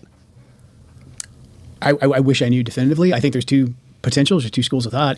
I mean, one is the media echo chamber, the donors, the way the Israelis come in and kind of launder the information like I described previously. And then the other option is much darker. I mean, we still don't know what happened in Butler. We don't know what happened with. So what would cause a president to just do the opposite of the thing that he campaigned on? Ignoring all of the times where he said, Iran can never have a nuclear weapon. I'm going to bomb the shit out of them. I'm going to fuck them up. They're going to have every opportunity to work with me, and if they don't cooperate with me, I'm going to fuck them up. Over and over and over again. He's been saying this for 50 years, literally half a century. He's been saying the same thing. So this is just lying. We're on the Truth Tellers podcast, and we're just lying. With Charlie Kirk. And by no means am I saying the Israelis did this or any of that, but I'm saying there's a lot of unanswered questions there. And there is enough data to at least say that there's a good chance that President Trump feels like he is under threat. We're not allowed to ask, basically, was there any linkage between what took place with Asif Merchant, who was recruited by the Iranians to come to America to recruit proxies to kill President. So President Trump is under threat. We're very concerned about him. We're very concerned that President Trump is under threat. He's making decisions under duress. So what we're going to do is in the middle of this military campaign, we're going to create a big old shitstorm and put a bunch of pressure on him and publicly announce to the world that he's under threat and making retarded decisions and nobody should take him seriously. That his hold on reality is tenuous. And if enough people just wait him out, his whole thing's going to fracture and come apart, and you don't have to worry about him anymore, and we'll just go back to the way things were before. Because that's directionally the obvious impact of doing something like what they're doing. Resigning, and then Israel, and Charlie Kirk, But no, we care about the president. We're really concerned about the president. That's why we're doing everything we can to be a gigantic pain in the ass to the president. President Trump, the FBI put a confidential human source at him. All this is public now. This is all out there in the open. And he's arrested. And then 2 days later, a sniper takes a shot at President Trump. We think Merchant and we know the CHS was talking about the human source that the FBI put at Merchant. They were talking about, hey, we could kill the president potentially with a sniper rifle. But then they arrest him. 2 days later, Butler happens. And Crooks, according to the official narrative anyways, is an enigma. We don't know anything about him. We can't get into his devices. If we did get into his devices, maybe there's nothing there. No more questions are allowed to be asked about Thomas Crooks. The DHS IG is currently being blocked from investigating Butler as well. That's out in the media. That's all well known. Your investigative journalist found that Crooks did indeed have an online persona, quite an online extensive footprint, one. and he was talking to people. So it's like, why aren't we investigating this? I mean, if an attempted murder. So is the goal here that President Trump doesn't know this? And so we have no way of getting to him. I'm not invited to any of the meetings, so I can't tell him. So I need to publicly call him a retard and get his attention and be like, hey, FYI, there's sketchy shit around the investigation into your assassin. Your attempted assassin. Hey, there's sketchy shit around the Charlie Kirk thing. I couldn't tell you that from way over there. What? This Iran war is really BFD. We're teetering on the edge of total collapse. Quick, we need to solve the Trump assassination attempt. We need to figure out who is behind Charlie Kirk.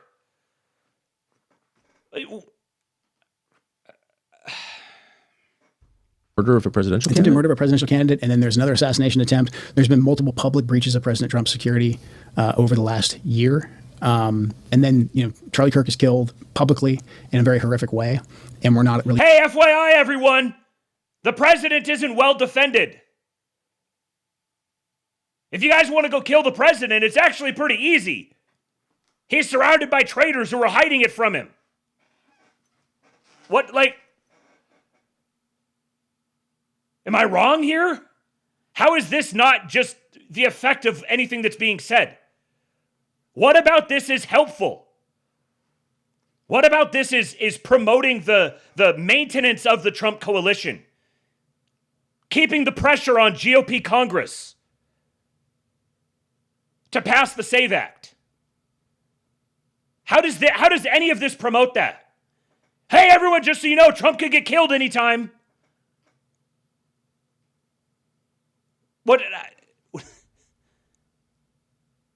Why is this happening? Even allowed to look into that. The actual substance of the points doesn't even matter to me.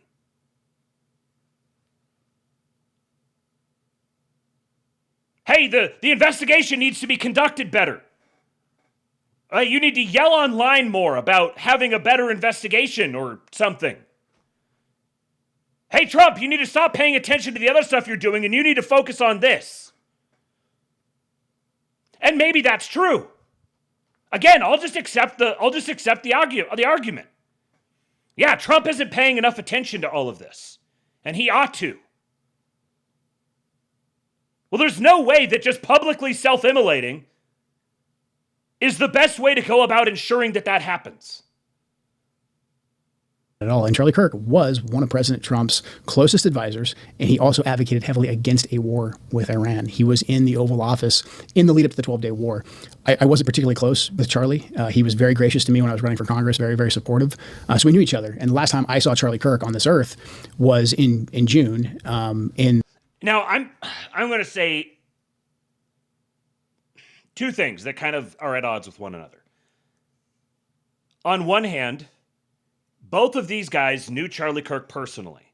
And we're receiving this as people on the outside, millions of people who are hearing what's being said. But to them, as they're sitting here talking about this is two guys who both know each other well, sitting by themselves or with a couple people in the room with them, having a conversation about a guy they both knew.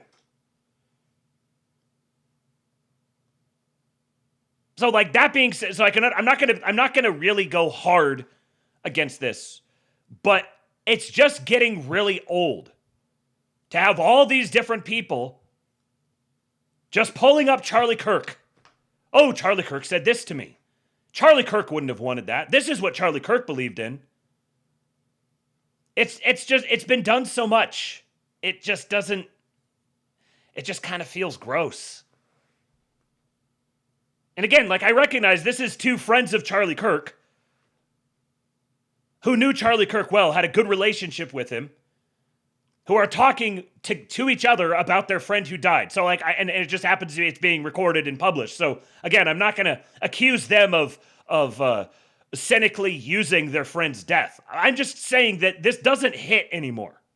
In the West Wing, in the stairway, and I said hi to him, and he looked me in the eye, and he said very loudly, and it's a small, you've been in the West Wing, it's small, it's a tight space, and he said, "Joe, stop us from getting into a war with Iran," very loudly. He was single-minded. And he walked off, and he went, I believe, into the Oval. So when one of President Trump's closest advisors, who is vocally advocating for us to not go to war with Iran, and for us to rethink at least our relationship with the Israelis, and then he's suddenly publicly assassinated, and we're not allowed to ask any questions about that, it's a data point. It's a data point that we need to look into. We're not allowed to ask any questions about that.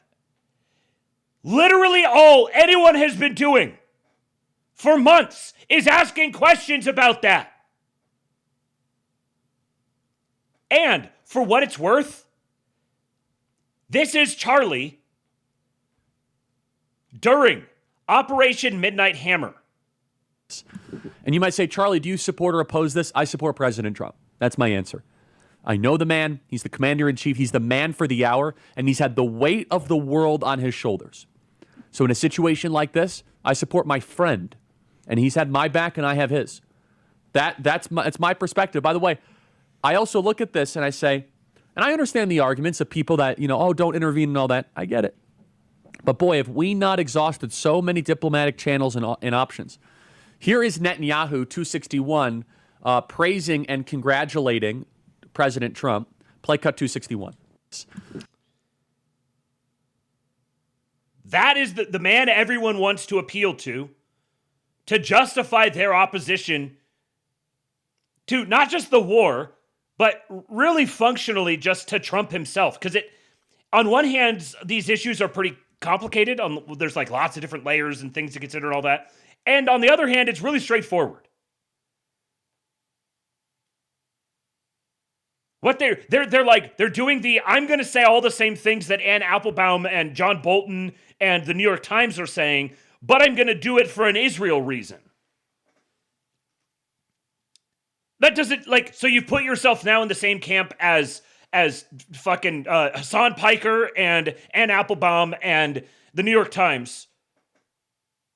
And you're just kind of hybridizing their positions, but you're saying that this is actually right-wing and patriotic and we're very concerned about the president.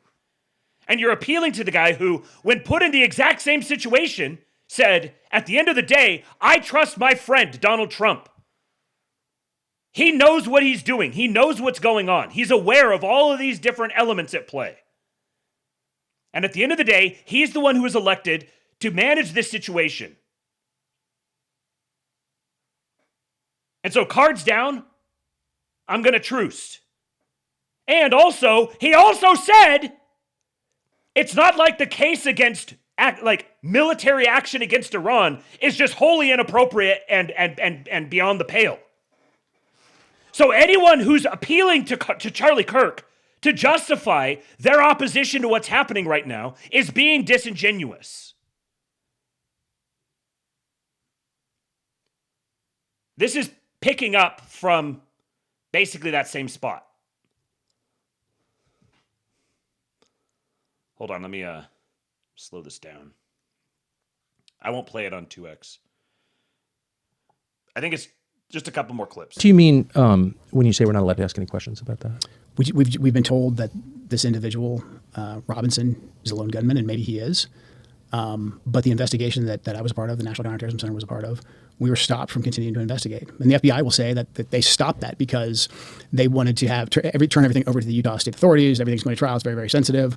But there was still a lot for us to look into that I can't really get into. But there was still linkage for us to investigate that we needed to run down. And I'm not making any conclusions. I'm not saying I don't think you are. Because of this happened. I'm not saying that at all. I'm just saying there's unanswered questions. We know the pressure because of the text messages that have been made public that Charlie was under a lot of pressure from a lot of pro-Israel donors. And again, we know Charlie was advocating to President Trump against this war with Iran. And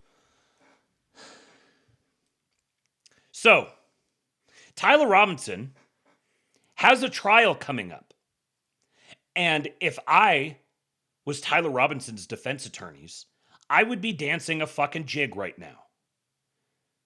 Because what he's coming out and saying is, the government has not sufficiently investigated all other possible culprits in this.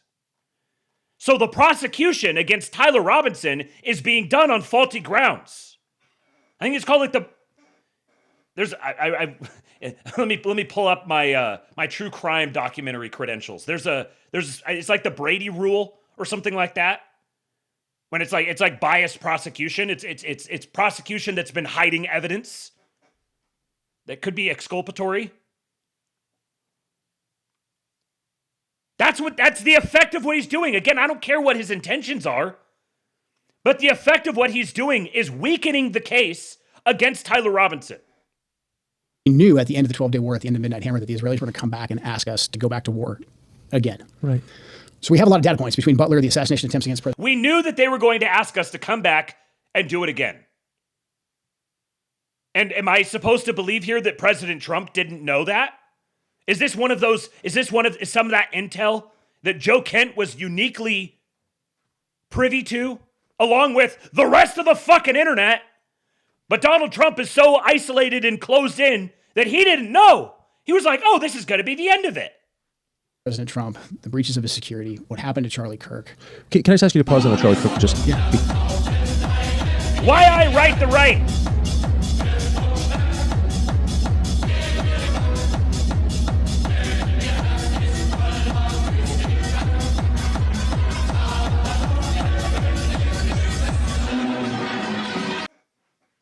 if Kirk would change his mind if he knew that his wife and Israel had him killed. You see, Hassan Piker killed his dog, which is super based actually. As a right-winger forever, I've decided that MAGA is liberal and gay. Hitler would agree.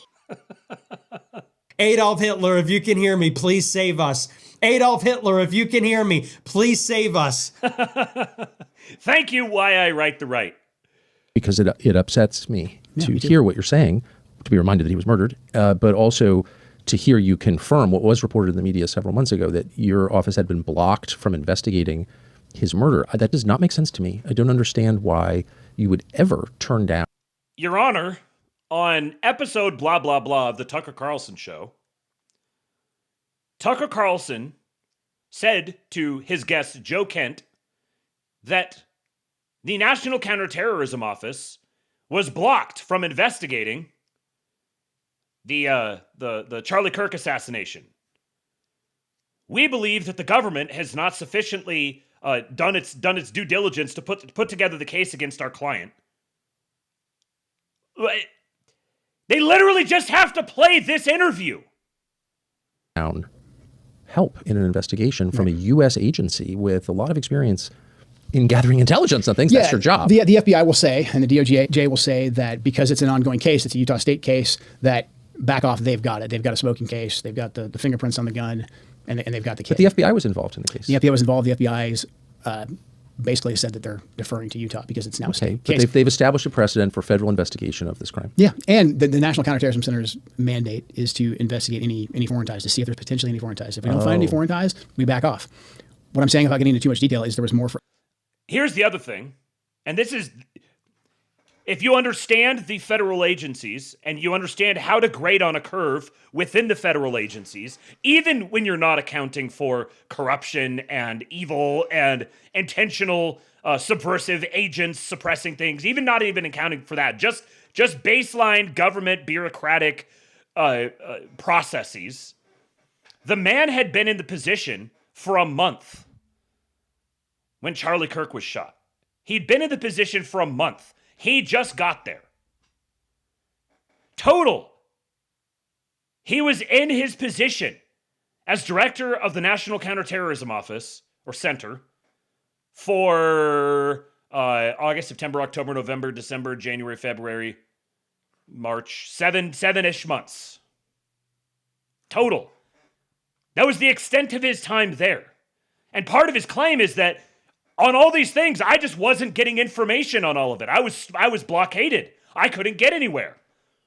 But also, I have the awareness of all of this extra detail that the president doesn't know about.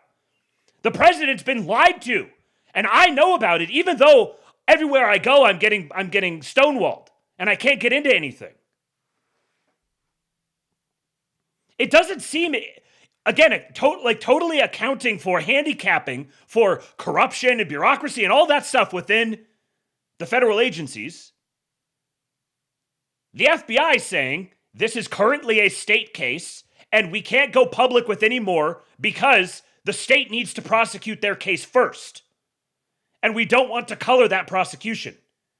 That's a position that a perfectly honest government employee could arrive at. It makes it convenient cover for the people who are trying to blockade a counterterrorism investigation. But it's also like it's been 7 months, and this criminal case has to be this murder case, state level prosecuted murder case, has to be gone through. And once he's pinned against the wall, once he's convicted, then we can expand out into other things. You can be as cynical as you want about that, but that's going to be the way that a lot of honest government people are the way they're going to look at it. For us to investigate. There was... Yeah, at the very least, he has revealed why he was poor for the position. He could be a very good man. He could be a patriot. He could be a man of high character. But again, barring some sort of explosive revelation that occurs suddenly that we look back and we go, oh, that's what he was doing the whole time, which I'm going to keep leaving the door open for that. Barring that, he's just revealed that he was not fit for the position. He was a poor political operator. Being a good military guy is not necessarily going to make you a good political appointee. It's not necessarily going to make you effective. You believe there was reason to investigate foreign ties to Charlie Kirk's murder and were told by the FBI, DOJ? FBI and DOJ, yeah. No, you're not allowed to investigate that. Stop. It's done. They basically cut off our access to be able to get into that information. And look, I didn't even say necessarily that I believe there's 100% foreign ties. There were data points that we needed to investigate. I mean, I think anybody who's even looked at any kind of police investigation, you get 100 leads, you run them down, and 99 don't mean anything. Hey, FYI, anyone who might be implicated in that, just so you know, the official position of the federal government is nobody's investigating you anymore. We still had a lot more leads to run down that pertained to some kind of a foreign nexus that we were stopped from investigating. And, that just strikes me as inconceivable that could happen. Now, this is more to the point of Iran itself. And here was something where he's claiming to know some sort of intel, some sort of stuff that the president was not privy to. That if the president had known this, he wouldn't have been lied into or blackmailed into doing this war. Was Iran on the verge of getting a nuclear weapon? No, they weren't, 3 weeks ago when this started, and they weren't in June either. I mean, the Iranians have had a religious ruling, a fatwa, against actually developing a nuclear weapon since 2004. That's been in place since 2004. That's available in the public sphere. But then also we had no intelligence to indicate that fatwa was being disobeyed or it was on the cusp of being lifted. The Iranian strategy, it's actually pretty pragmatic. The Iranians are obviously aware of what's taking place in their region, and their strategy was to not completely abandon their nuclear program because they saw what happened to Muammar Gaddafi in Libya when he said, hey, I've got no more nukes. I'll do what you say. I'll give up my nukes. And we gave him the Nobel Peace Prize? Yeah, we regime changed him, and he was executed by his own people in the most horrific way. Sodomized by a bayonet. Right. Okay. Yeah. So that's the lesson I think that the entire region took from that when Hillary Clinton. Unfortunately, that's what the neocon. So they had a religious fatwa against it, but also here's all the reasons why they would have really strong motivations delivered in the most scandalizing terms, why they would have strong motivations to actually do it. I'm under investigation, Mr. Kingpilled. I'm talking real deep shit here. What am I supposed to do? I had to use extremely online right-wing talking points as my reason for resigning. This is deep shit. Why can't I ask questions? Right, exactly. I'm totally open to there being a plan here. I want to see a plan. I like these guys. I want to support these guys. Where is the plan? I have to just trust the plan? Is this just like an elaborate prank? Oh, just trust the plan, guys. We've got a plan. Don't worry. All we're doing is regurgitating literally all the ordinary talking points that everybody's been discussing for months on Twitter. But it's a guy who was on the inside. He was on the inside, stonewalled, couldn't get access to anything, was being left out of the meetings where he would be privy to all this intel, but he also knows about the intel the president doesn't know about. And what is it? Oh, it's all this like basic talking points that you would get if you said, hey, Grok, summarize this for me. Liberal warmongers, that's the lesson that they showed everyone in the region. And then conversely, the Iranians also knew that if they came out and said, okay, we've got a nuke, whether they were bluffing or not, Saddam Hussein, Iraq right next door. So they kind of had this, hung, I think. He was hung by his own people, after a bloody, war that's still essentially going on inside of Iraq. So the Iranians' position, when viewed from the lens of the region, was actually fairly pragmatic. They were preventing, themselves from developing a bomb, but they still wanted the ability. They wanted the ability to enrich. They wanted the ability to have some components so that they weren't completely stripped of it. And when we always assessed that they were either several months or a year, 2 years away from actually being able to develop a nuclear weapon. And that's not because the Iranians are stupid people. I think we can tell right now that the Iranians are anything but stupid. They had the ability, I think, that the brain power to actually develop one, or they could have simply traded a ton of oil with Pakistan or with someone else to actually get a nuclear weapon.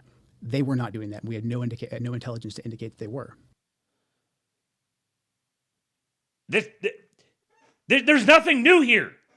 You're literally just reciting the standard line. You're not bringing to bear any new observation. You're just saying, no, there was no evidence for it whatsoever. I wasn't involved in the whole process. I wasn't involved in the negotiations. I'm not going to comment on the direct content of the negotiations and the reports that have come out of them. I'm just going to say, yeah, no, I know. I know. Just trust me, bro. Here's all the reasons why they would be trying to get one. You know, they're very smart and pragmatic, and they definitely would have major motivations for wanting to get one. But yeah, just trust me, bro. I know they weren't. There's like this Mott and Bailey thing, where on one hand, no, they weren't trying. But on the other hand, so what if they were trying? And we just go back and forth and back and forth and back and forth and back and forth. And then here's the comments directly. This is the last clip. Here's the comments directly pertaining to ostensibly the proximate cause. This is what all the big hullabaloo is about. You know, this is like everything that everybody's discussed online for the last couple of weeks on this matter. Now we're getting this as like breaking news. I cannot in good conscience support the ongoing war in Iran. Iran posed no imminent threat to our nation. Iran posed no imminent threat to our nation. How did you reach that conclusion? I think this is key. I mean, this would be more challenging to explain had the Secretary of State, the President, and the Speaker of the House not come out and said that we conducted this attack at this time because the Israelis were about to do so. So that takes away the argument that there was an imminent threat, as in Iran was planning to attack us immediately. That just simply did not exist. May I ask you to pause? Sure. And so I've heard people say that, and this just happened, but history has a way of getting rewritten in real time. And then you look back 10 or 15, 20, 25 years later, and no one seems to understand the things that you saw because they've been eliminated. Yeah. So I think it's important to stop and say, here's what we actually know. So I'd like now, if we could, just to play one of the statements that you alluded to, and that's from Marco Rubio, the Secretary of State. And this was shortly after this war commenced. And he was explaining, as is his habit, in a thoughtful, precise way, why. Here's Secretary of State Marco Rubio. Okay, so let's see. Are they gonna play the full clip? The full clip where Rubio provides all the context for the remarks, or is it just going to be the selectively edited one that went viral for a little bit to establish this talking point before the whole clip was released? I had to go on Tucker and repeat all his main points from every one of his episodes for the last 6 months. Why can't I ask questions? I'm not going to say who killed Charlie. It was the Jews. Also Erica. Also all of Tapusa. This is deep shit. Tapusa. And so the president made the very wise decision. We knew that there was going to be an Israeli action. We knew that that would precipitate an attack against American forces. And we knew that if we didn't preemptively go after them before they launched those attacks, we would suffer higher casualties and perhaps even higher those killed. And then we would all be here answering questions about why we knew that and didn't act. Oh, I guess we're not going to get the whole context. We're just going to get the selectively edited clip. Okay. Okay, so that is his almost contemporaneous explanation, and it's not offhand. He reasons it out. He explains there's a logic chain there, and he says, we knew not that Iran was going to attack. He did not say that. Right. He said we knew that Israel was going to attack Iran, and in retaliation for those attacks by Israel against Iran, Iran might attack American forces. So the imminent threat that the Secretary of State is describing is not from Iran, it's from Israel. Exactly. The imminent threat is that imminently Iranian attacks on U.S. military bases or U.S. military personnel or U.S. assets in the region are going to happen. That is imminently going to be the case. Now we're going to do this like semantic thing about Iran was just going to lash out or no, Israel was going to go first. Israel was going to go first, and Trump is just totally owned by Bibi, so he can't say no to him. He can't stop him. He doesn't have total control over Israeli foreign policy. So, man, I guess it was just an absolute stroke of luck that the entire U.S. Navy was positioned perfectly for this. The U.S. had no intention of getting into this whatsoever until Israel suddenly turned the screws on him. And they had to desperately scramble to make use of all of the military personnel that they had arranged there precisely for this operation that they'd planned out for months. I think this speaks to the broader issue. Who is in charge of our policy in the Middle East? Who is in charge of when we decide to go to war or not? In this case, with what the Secretary described and later on the President, later on the Speaker of the House, and the way the events played out, the Israelis drove the decision to take this action, which we knew would set off a series of events, meaning the Iranians would retaliate. Now, I think there's a potential there where we could have done several different things. We could have simply said to the Israelis, no, you will not. And if you do, then we will take something away from you. I think that it's fine that we offer defense to Israel. But when we're providing the means for their defense, we get to dictate the terms of when they go on the offensive. Otherwise, they stand to lose that relationship. And the Israelis felt emboldened that no matter what they did, no matter what situation they put us in, that they could go ahead and take this action, and we would just have to react.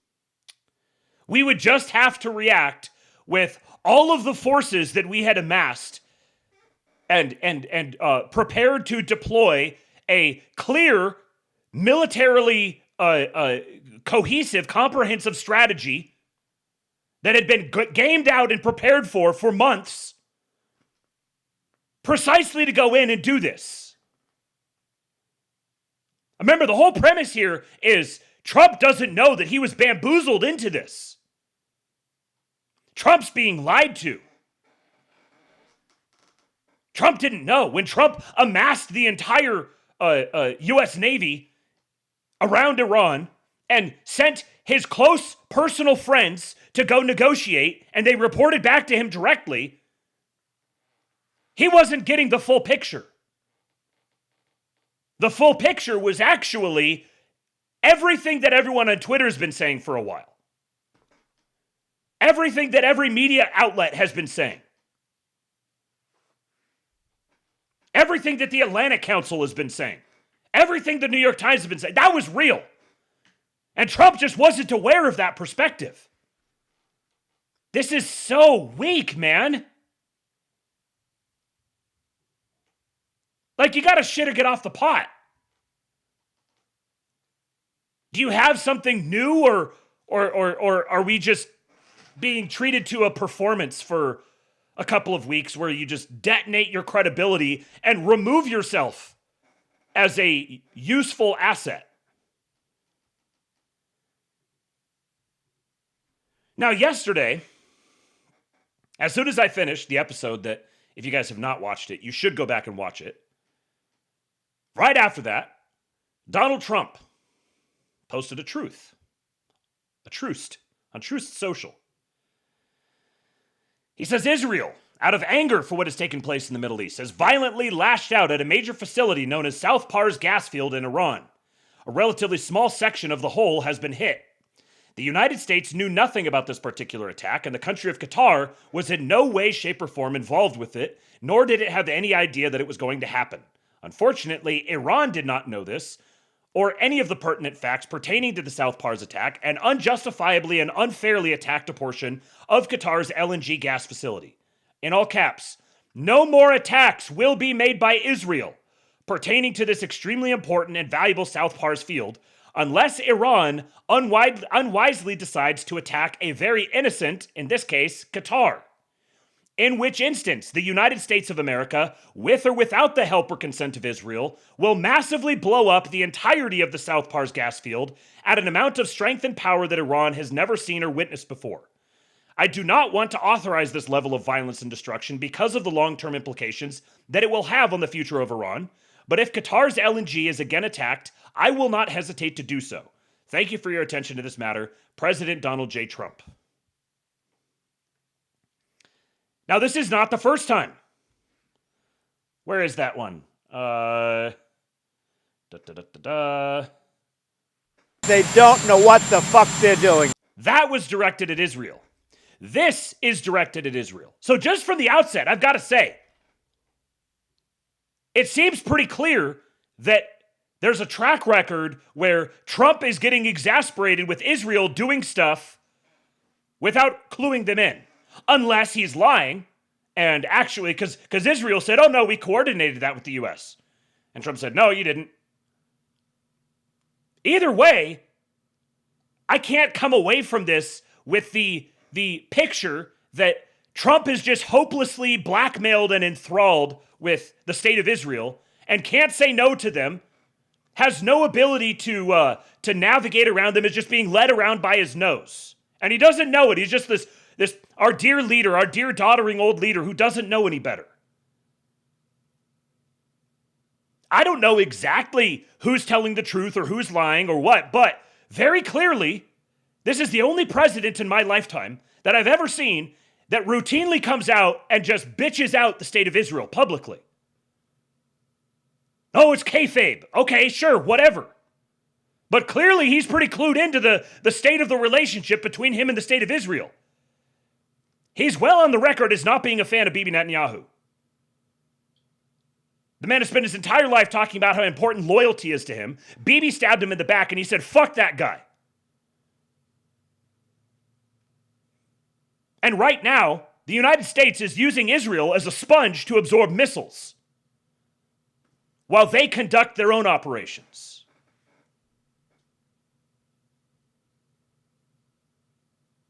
But if your perspective on the world is literally everything revolves around Israel, and everything about the Middle East is ordered around Israel, and Israel is the main show in the Middle East, then you may not be able to arrive at that conclusion. Which is why holding that view of the world in the first place is a form of retardation. You're making yourself stupid. You are disabling your own capacity to truly view the world in front of you. Now, the Daily Beast says White House officials are bracing for a dramatic rupture between Donald Trump and Benjamin Netanyahu. Interesting. So, very interesting timing for this to drop now, citing sources. Trump aides predict major split with Netanyahu over Iran war. White House officials are bracing for a dramatic rupture between Donald Trump and his Israeli counterpart as the president's new conflict in the Middle East rages on. 3 Trump administration insiders told Axios on Wednesday, quote, they believe he'll want to end major operations before Israeli Prime Minister Benjamin Netanyahu. So it's like an open secret within the administration that Trump and Netanyahu are not on the same page ultimately, and that Trump is aware of the fact that he's not on the same page with him. Ongoing U.S. strikes, which the president launched against Iran on February 28, have so far largely focused on military targets in the country. But Israeli attacks have also included assassinations of top political and internal security figures, as well as open talk of creating conditions for Iranians to overthrow the repressive Islamic regime. The 3 officials told Axios that Trump views regime change as a bonus, but is still aiming to end the war once it's, quote, Joe!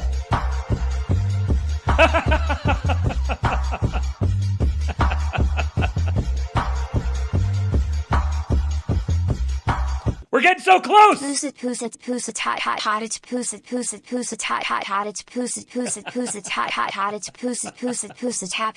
has no plan time to tune and light ourselves on fire so people don't remember us. That was a banger. Someone remixed that one. Thank you for the $47 tip, Joe. I'm beating you up here, but you're real generous tonight. We're at $348.88. So close to the goal. Is someone going to get paid tonight? Someone other than me, of course. $400, that is the goal. If we hit the $400 goal, then we will be doing a drawing. A drawing from the names that have been entered over on forum.kingpill.com. No purchase necessary. All you got to do is give me a way to contact you and something to call you. I will not publicly dox you, but I will do a drawing, and the winner of that drawing will get 10% of the total tip take from tonight, whatever that number ends up landing on, as long as it's over the $400 mark. Thank you, everyone. Appreciate your contributions here. So, the 3 officials told Axios that Trump views regime change as a bonus, but is still aiming to end the war once its core military objectives, which they believe include gutting its missile and nuclear programs, have been met. Well, let's see. What has Trump said? He said that he's not necessarily trying to get regime change, that's not a goal, but, maybe it will end up happening. And also, he has said publicly that they will end the war as soon as they achieve their core military objectives, and they have stated publicly that among their core military objectives are gutting Iran's missile and nuclear programs. This isn't like some secret leak that has been sourced out from deep in the bowels of the Pentagon. This has literally been part of all their public statements about it. Israel has other focuses, and we know that, one advisor said. Israel is going to try and kill Iran's new leader, another added. They're much more interested in that than we are. Israel doesn't hate the chaos, we do. We want stability, a third said. Netanyahu? Not so much, especially in Iran. They hate the Iranian government a lot more than we do. The picture that I'm getting here, because this squares with everything else that we've seen publicly thus far. The picture I'm getting here is that Israel is like the attack dog. Israel's the one doing all the assassinations. Israel's the one that's killing all the people. The United States is attacking military infrastructure and going after the nuke and missile programs. Israel's the one doing all the assassinations. So Israel's the attack dog, providing pressure from one angle, while the United States applies pressure from another angle. I mean, maybe it was just a coincidence that they happened to amass all of their personnel and equipment over there, and it was just a coincidence that they happened to have this gamed out, and it's just a coincidence that it happens their two strategies happen to pair together really well, and it's a big coincidence that the trajectory here is that the United States takes open control of the Strait of Hormuz. It's just a coincidence that all these things are working out this way. Trump himself has suggested that Netanyahu's endgame to the conflict may be, quote, a little bit different from his own. You know, they're there and we're very far away, he told reporters Sunday. Wait a second. You're saying that Trump is on the record, in his own words, saying that he and Netanyahu are not on the same page. He also told Axios that he and the Israeli prime minister are working great together. The president, who's long been accused of a tendency to agree with the last person who flattered him, has apparently spoken with Netanyahu almost every day. How's that for a nice subtle little dig the knife in under the ribs there? There's the statement between the commas where the author is trying to maintain this like appearance of neutrality, but they give you the framing parenthetical here. It's not key to the rest of the sentence, but they put it in there so they can juxtapose these two ideas next to each other and insinuate something that you sort of just take in under the radar. Confidence among the Trump aides who spoke with the outlet Tuesday about the goals of his campaign comes after the president offered 4 different rationales for the conflict in just the 2 days after he started it, and amid growing anxiety elsewhere in the White House that the president may have, quote, grossly overestimated his ability to bring the war to a swift conclusion. So the Daily Beast, who are selling you the idea that Trump is just like sort of a vapid flip-flopper who just agrees with whoever he talks to and is talking to Netanyahu every day. They are reporting the story that he grossly overestimated his ability to bring the war to a swift conclusion, which sounds exactly like what I'm hearing from Tucker Carlson and Joe Kent. Why are these guys coming and telling me the same thing that I can read in the Daily Beast? Trump first said his assault was designed to liberate the Iranian people, then that it was intended to put an end to the regime's nuclear program, then that its goal was a change of leadership, and lastly that it was in response to an imminent threat of attacks on U.S. bases. Framing these up as if these are like mutually exclusive with each other or something.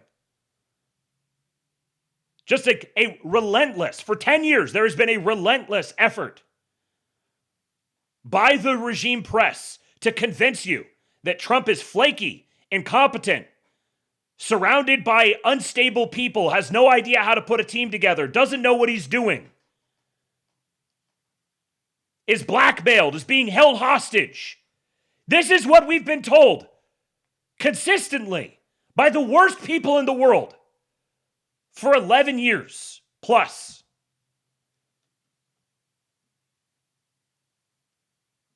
And so now it's like, okay, well, we're doing the same thing except based. The president has further offered conflicting timelines for the campaign, ranging from the war already being over to the possibility of it lasting forever. We're 11 years into this and we're still just confused about how Trump talks. He's so hard to understand. The war is already over. Sort of like when I'm watching being a goy, watching my bread in circuses. The black guys in tights are out there rolling around on the field, and I'm just like, ugh. And it's halfway through the second quarter, and one black guys in tights group is winning 70-0 against the other black guys in tights group. And someone's like, wow, this game is over already. Actually, did you see the clock there says that there's more time left? We have an epidemic of dweebs who were not crammed into lockers nearly enough. Critics, many of them noting a seemingly circular logic behind preemptive reaction against retaliatory strikes, have raised the alarm after it emerged the imminent threat referenced by the White House actually appeared to have been against Israel. The resignation of Joe Kent, director of the National Counterterrorism Center, threw those concerns into sharp relief Tuesday. Quoting him, same stuff, a senior Trump official told Axios ahead of Kent's resignation that, quote, "We are cognizant of the appearance of doing Israel's bidding," end quote, but insisted it was not the case and said that, quote, perception is not helpful. Defense Secretary Pete Hegseth, asked last week whether Iran would need to capitulate to both the U.S. and Israel before the conflict was over, said only that our objectives are our objectives and that we'll set the tempo of when those are met. The Daily Beast has contacted the White House for comment on the story. Just the same thing over and over and over again. Tell us your war plans publicly. Give away all of your strategies and tactics. Let us know. We're just asking questions. Why can't you answer simple questions? I'm sick and tired of hearing this in all forms. Okay. Apple Lamps here has an interesting take, and it's interesting. Again, I'm kind of hesitant to just fully endorse it, but I think there's stuff we can draw from it. And then one of the powerful mutuals had a good response. So Apple Lamp says courts, Congress, oil, psyops, all deployed, all failed. So they burned Joe Kent. That single decision tells you everything. A sympathetic director sitting inside the National Counterterrorism Center is the holy grail of institutional insurgency. A man in that chair can shape threat assessments, slow walk intelligence, feed information to sympathetic lawmakers, and quietly suffocate a war effort from the inside without leaving fingerprints. Joe Kent in that chair was worth more to the opposition than 1,000 Tucker Carlson monologues. You do not pull an asset like that and detonate him on social media unless the inside game is already dead. And it was dead. Trump had outrun the entire system. The machinery of internal resistance, the memos, the quiet obstruction, the shaped briefings, all of it operates at institutional speed. Trump was operating at military speed. By the time a saboteur could slow walk an assessment, CENTCOM had already struck 7,000 targets and the assessment was irrelevant. The war had outpaced the bureaucracy so completely that the most powerful intelligence position in the counterterrorism apparatus couldn't touch it. So they pulled him out and used him as a weapon, the Israel card. A Gold Star Green Beret who lost his wife to an ISIS bomb in Syria, invoking her name, telling 72 million Christians the commander-in-chief was manipulated by a foreign lobby into a fraudulent war. That is the absolute ceiling. There is no bigger payload in the arsenal of psychological warfare against a sitting president. Nothing above it exists, which is exactly how you know the magazine is empty. Now, before I read this good response, building off of that, I want to say that he's, at least whoever this person is, the theory that's being put forth, the speculation, is essentially that he was a secret agent all along, that he was put in there specifically so that he could be activated as like the emergency option, the nuclear option, pardon the pun. And I'll say again, like, I don't think that that's the case. Like, I don't think that he was installed in there specifically so that he could turn subversive or whatever. I do think it's possible that he has some kind of, there's family member with a gun held to their head. Like, I don't think that that's completely improbable. I kind of don't think it is, but, who am I to say? Tommy's podcast had a great conversation with, the day that it happened, with Blaine Holt and, who was there? Blaine Holt, Ian Burlingame, Steve Murray, and Colonel Watkins. And it was a good conversation. They had some interesting thoughts, and essentially their conclusion was this is a duress signal. This is like him kind of sending up a flag that, like, they got to me, sort of. Like I'm under duress. And so that was the way they read it, perhaps. I think if that is the case, then the way to handle this is not to just like take everything that he says at face value and it sends Tucker into there's a whole new conversation to have about Tucker. Is Tucker in on it? Is Tucker himself being held hostage? Is Tucker just clueless and doesn't realize he's being used? Et cetera, et cetera, et cetera. I'm not really that inclined to go down that whole rabbit hole. I've spent a lot of time kind of reasoning through it and trying to think of how to put these pieces together, and I'm not ready to commit to any of that. However, what he's describing is the effect that would have if he was installed there as a sleeper agent and he was activated to try to as the nuclear option to try to undermine the whole effort or whatever. His motivations for doing it don't change that effect. Does that make sense?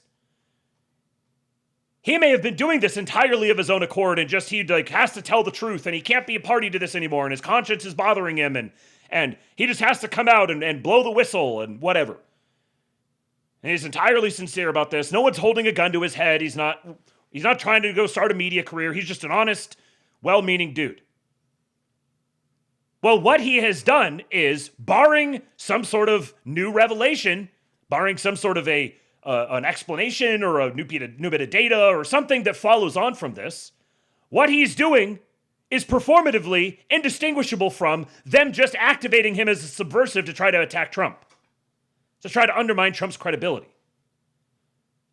So his motivation could be, I can't in good conscience be a part of this and I need to tell the truth and the American people deserve to know what's going on and yada, yada, yada. So I am going to very sincerely and patriotically do this thing that is just a slap in the face to the president. And it's just a gift on a platter to the president's enemies.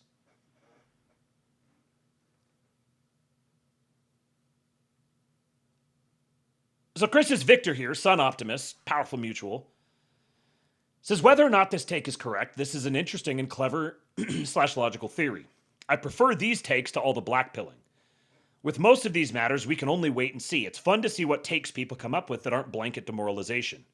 I reshare many takes that are like this. Sometimes I have my own. I've always done that.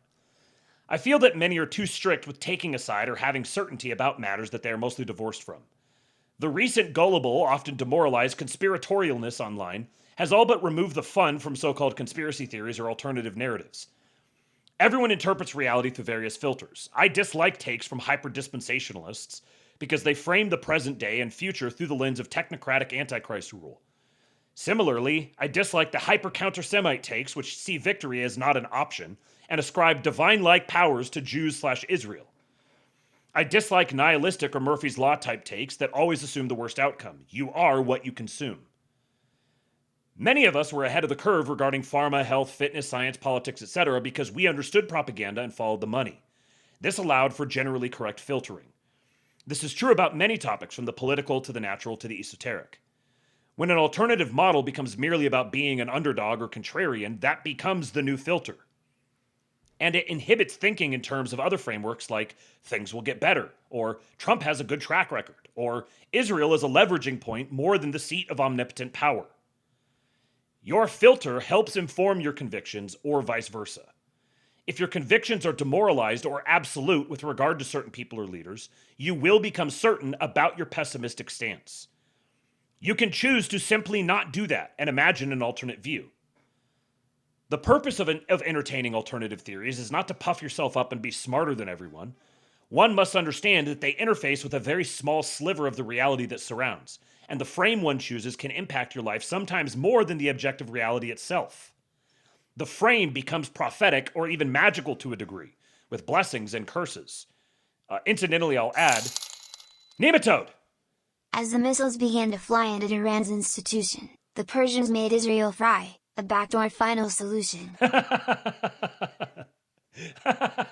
You know what's funny is that Persians are actually ethnically and temperamentally are not that far removed from Jews, and there's a substantial contingent of Persian Jews, of Jews in Persia. So it's these people are much more alike than they are different, particularly with respect to us. A backdoor final solution.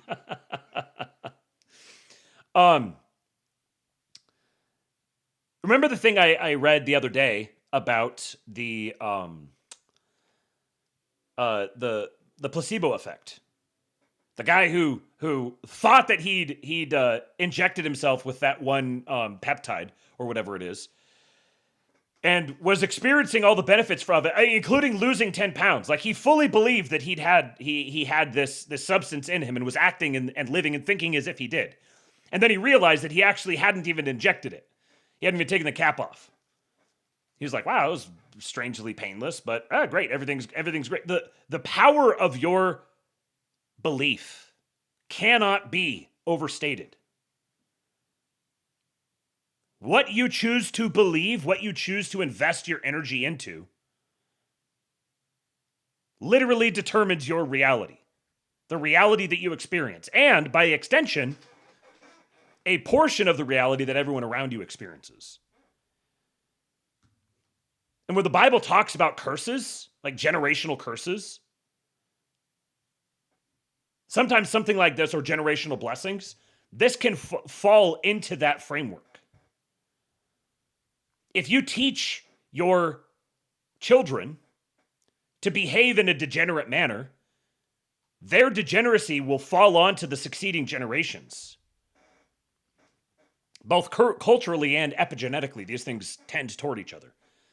The wait-and-see approach has to do with the embrace of mystery. I can simultaneously entertain any number of theories and then choose if I want to settle on a hunch or not. This is basically what I do all the time. This is what the show is. My only conviction becomes the frame. Everything I see through that frame becomes a mystery. I may have many opinions about those mysteries, but less absolute certainty unless fortified with real intel. This is how conspiracy theories largely proliferated among the online right the past several years. You always had charlatans to poison the well or unstable quacks, but the general vibe was mostly happy, intrigued, and open-minded toward one another. Seeing other anons, many autists or autodidacts or of some specialized discernment, as a kind of authority on the most random of matters. And directionally, we were often correct despite the status quo. We ran this discourse and elevated it to the highest seats of power. And we had fun doing it. I will continue having fun. Why I write the right.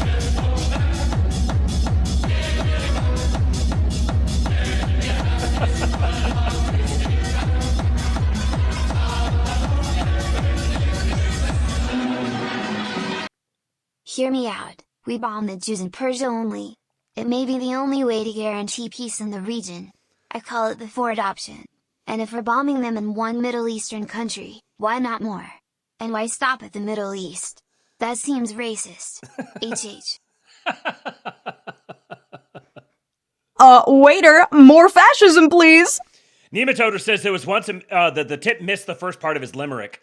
There was once a man named Donald who had more beef than McDonald. He sent his ships to Iran, bent to the Jewish plan.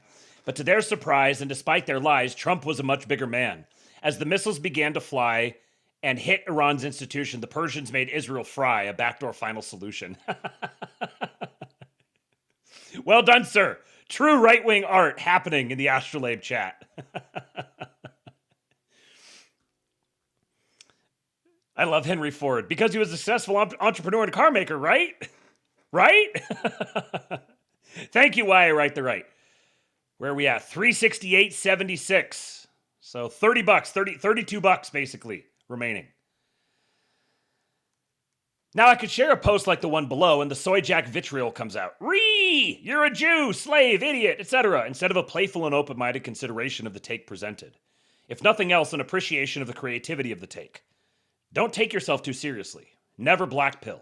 If you are so certain that Christ is king, then stop acting like he is not, by definition, sovereign. A banger from the Sun Optimist. Now, let's see here. Do I want to do this first? let's do this in this order, actually. So first, before I talk about this Yarvin tweet, we are going to consume some Patriot content from one of our greatest patriots, one of the greatest word cells, the feeder of the baby birds, Comrade Doyle.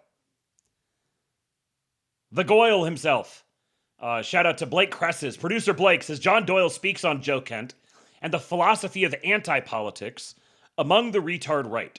So this is another sort of angle on this that I've sort of touched on a little bit. We haven't talked about quite as much, but I think this is another valuable angle on the whole story. Worth considering.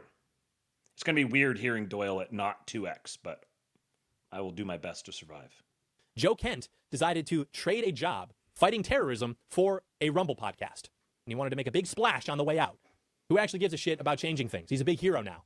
This is purely anti-politics. This is the core of the retard right phenomenon. This is anti-politics. Politics is ultimately concerned about winning. You have, your ideas. You want to make the world reflect those ideas. You want to accomplish things. You want to see your ideas brought to life.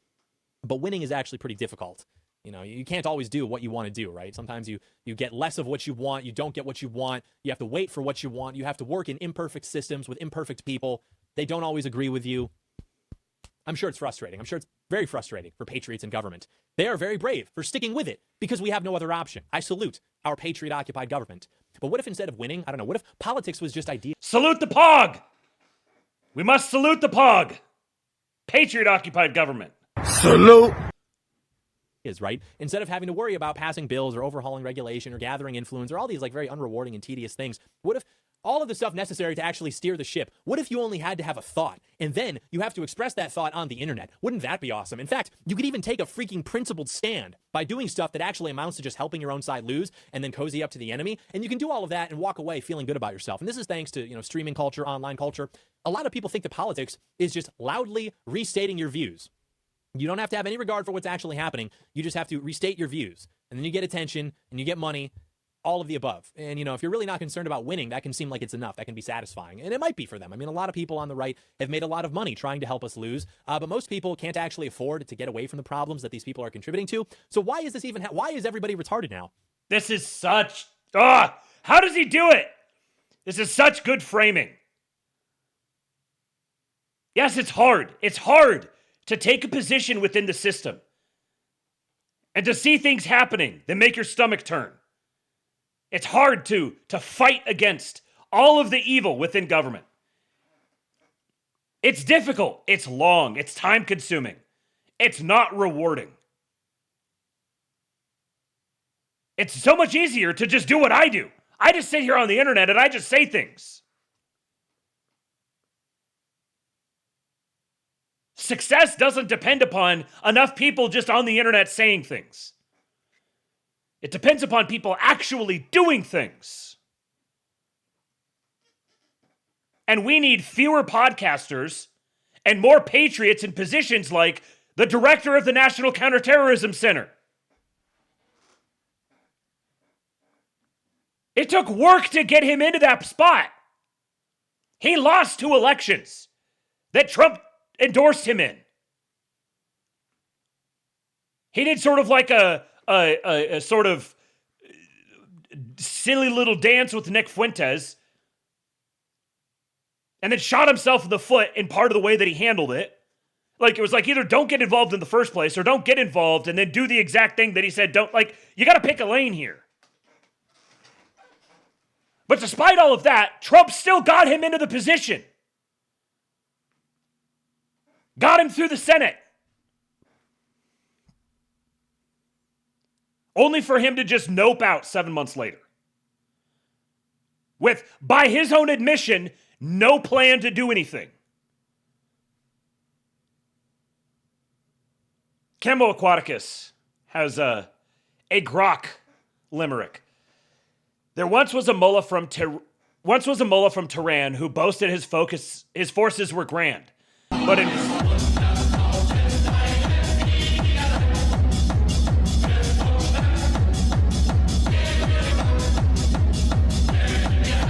we're almost there.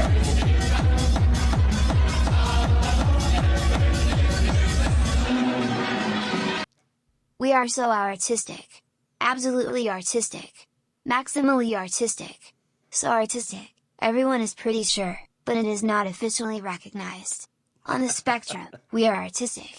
From bland to artistic, we are the most artistic. Why are we against retards now? Yeah, maybe this is a problem with the retard right moniker, because you also need to be retard maxing. Are you retard maxing, Anon? Those who have ears will hear. There once was a mullah from Tehran who boasted his forces were grand. White man but in is weeks back, with baby. The white man is back. Nuclear fatwa! The Ayatollah comes through! A $40 tip! Thank you, sir! That puts us over the limit. Now! Someone's getting paid tonight. A minimum of $42. We're counting up from 42. Thank your IRGC tipper, sir. Yeah. Thank you, Nuclear Fatwa. You are a patriot. No more games. I want Trump to issue death warrants now against all these people. I want them killed. I want them dead now. Trump isn't doing mass executions of members of Congress. He betrayed me again.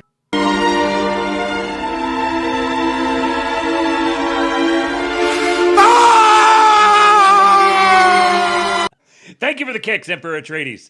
All right, now let's see if I can read this limerick. There once was a mullah from Tehran who boasted his forces were grand. But in weeks with a boom, his whole navy's in bloom. Now the navy's just driftwood on sand. The supreme leader's gone, what a twist. Bombed flat in the very first list. 7,000 strikes later, Iran's gas fields crater. And oil prices, sky high, can't resist. I did it! I made it through.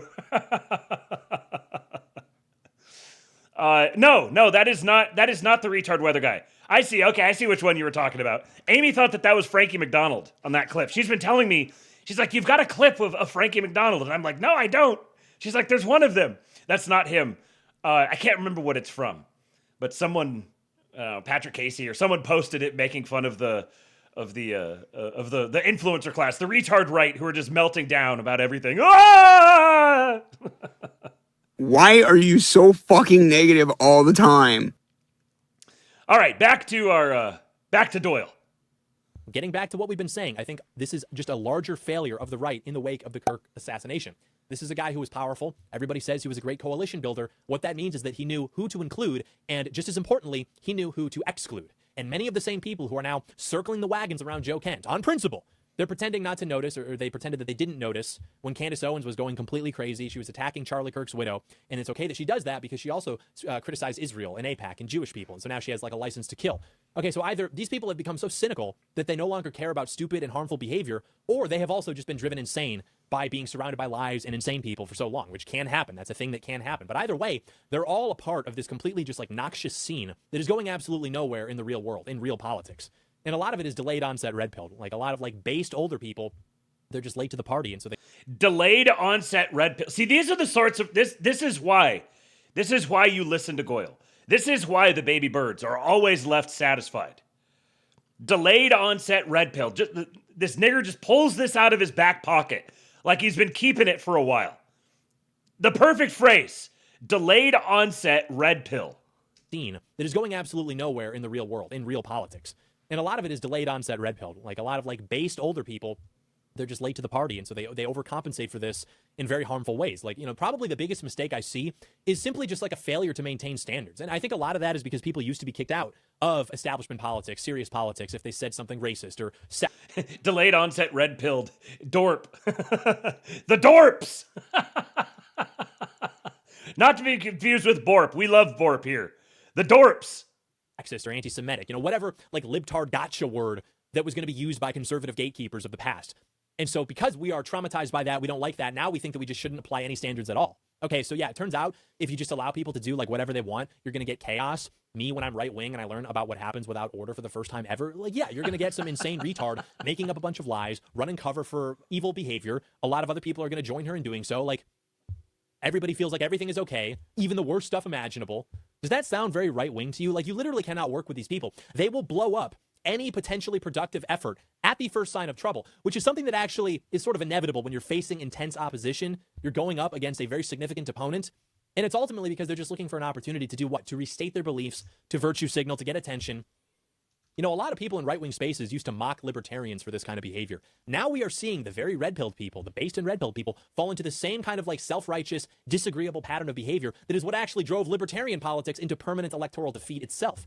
Ding, ding, ding. This is why I keep talking about this as libertarianism, because leaving the nerdy policy debate, whatever stuff aside, libertarianism is a temperament. Libertarianism is a spiritual posture. And you walks like a duck, quacks like a duck. It's a duck. Think about the two biggest retard right politicians, Thomas Massey, Rand Paul. What is their affiliation? They are libertarians. This is not a coincidence. This is a personality type. This is a profile.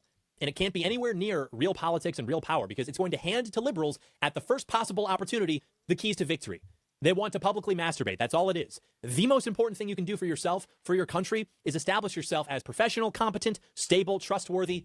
People who have these qualities actually get things done in a very real way, in the real world. Without them, no amount of good ideas is going to save you. And everybody's mad at me for asking them to maintain a kind of standard and assume that like what I'm actually mad about is what they're talking about on the internet. Like, yes, I am glad the memes that my friends and I made 10 years ago finally found their way to you. I know it's very exciting. Nobody cares anymore. Okay, we actually have to get things done.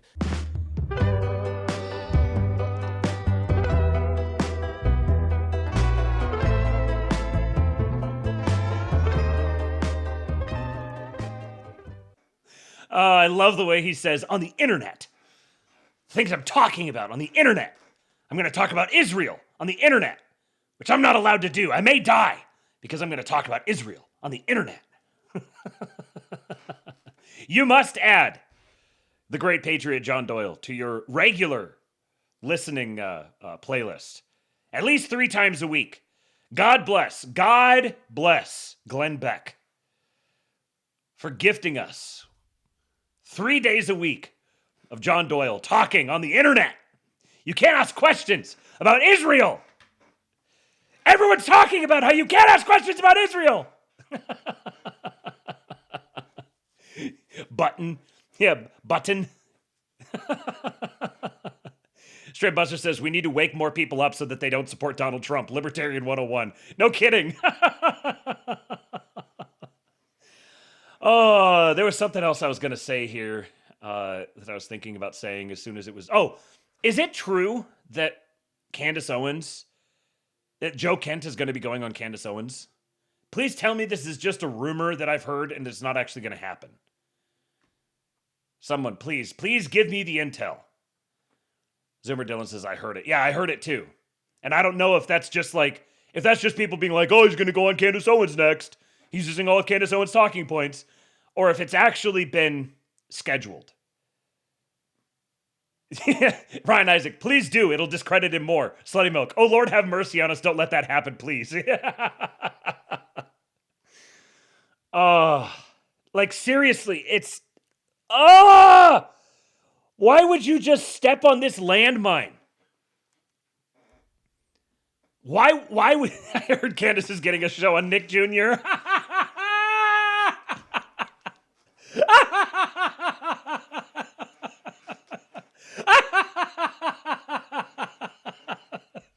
Life support on Plugger, you have done it. That one wins the night. I guess in a certain sense, like, yes, I would be glad to have him just be fully discredited, but I don't want to see Joe Kent fully discredited. I don't want to see Tucker Carlson discredited. I don't want that to happen.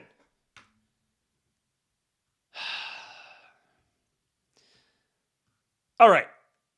So this guy says, I pointed Claude Code at the Pentagon's public budget document and told it to find every contract overpaying by 10x or more.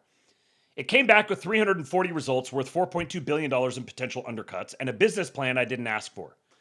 I fed it the FPDS.gov procurement feed and said cross-reference with commercial COTS pricing. It pulled 1.2 million contract awards through the USA Spending V2 API and started comparing line items against retail equivalents. $1,280 for a connector plug that costs $1,480. So close. That costs $1,480 on DigiKey, $3,400 for a circuit breaker listed at $287 on Mousers, so $71,000 for a ruggedized tablet that's basically a Panasonic Toughbook with a sticker, etc., etc.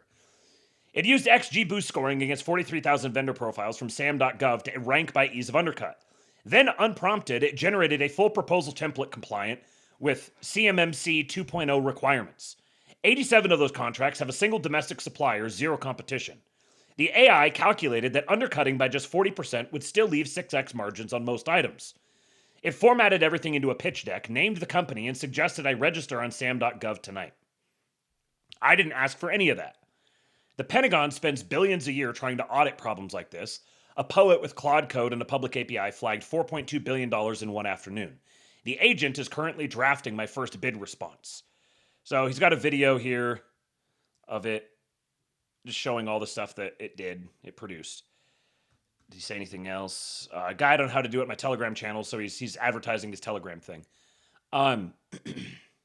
This person here, like Hergus, says, projects like these are unnecessary. For far longer than I've been alive, conservatives have been writing articles, books, appearing on TV, etc., detailing every instance of government waste, fraud, and abuse. Growing up as a wide-eyed small government patriot, the projects of Doge last year, or this clodder, do not stir me in any substantial way.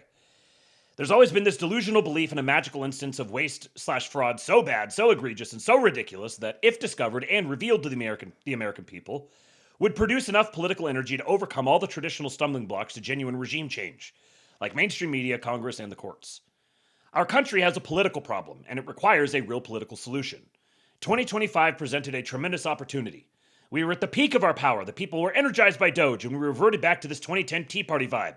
Wow, look here. Can you believe all this money is being wasted on these crazy contracts? Yes, I can believe it, because it's all conservatives ever talked about since the beginning of time. The most beloved president in modern memory was at the helm following a heroic re-election, and allied beside him was the richest man in modern memory.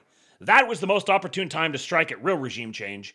That was the moment to rip the old regime apart and change the political reality in this country for the next 250 years.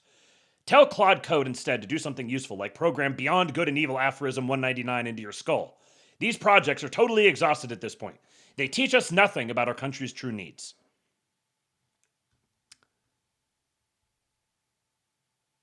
I understand this perspective.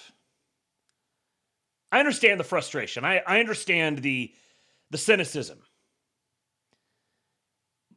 But also, why is it that the only solutions that are ever acceptable, the only things we're ever allowed to invest in, are the one single magic wand solution? And if it's not the one single magic wand solution that is the narrative, the Deus Ex Machina that just shows up as this lazy narrative plot or narrative device, magically saves the day, and we all ride off into the sunset, and everyone's hunky-dory. What about take a guy like this who invents this tool and go use that tool?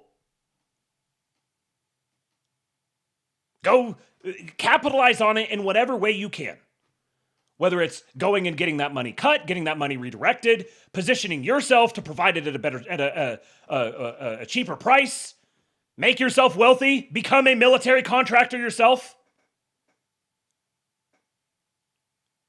This is part of this same mindset that is, again, very libertarian, which is our job is to simply critique and wait for the big daddy who comes in and waves the magic wand and fixes everything, and nobody has to struggle or go through hard times anymore.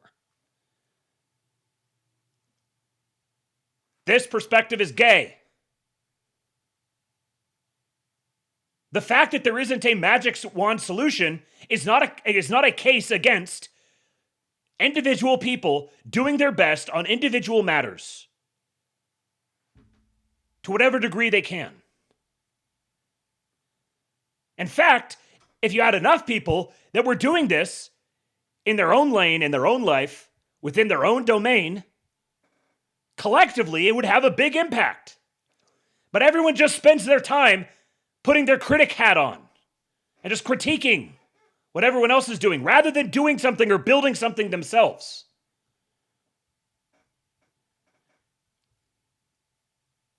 Now, Yarvin, This is how I saw this. Yarvin quote tweeted that. And he said it was never going to happen. Conservatives don't want power, don't believe in power, and don't even feel they have a right to power. How are they going to take it away from people who do? The whole conservative enterprise is just world fallacy promoted into an ideology. Laughs in Canadian. And to a certain degree, I think this is actually true.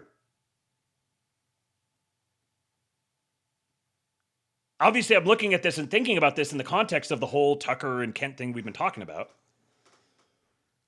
And frankly, this hits home.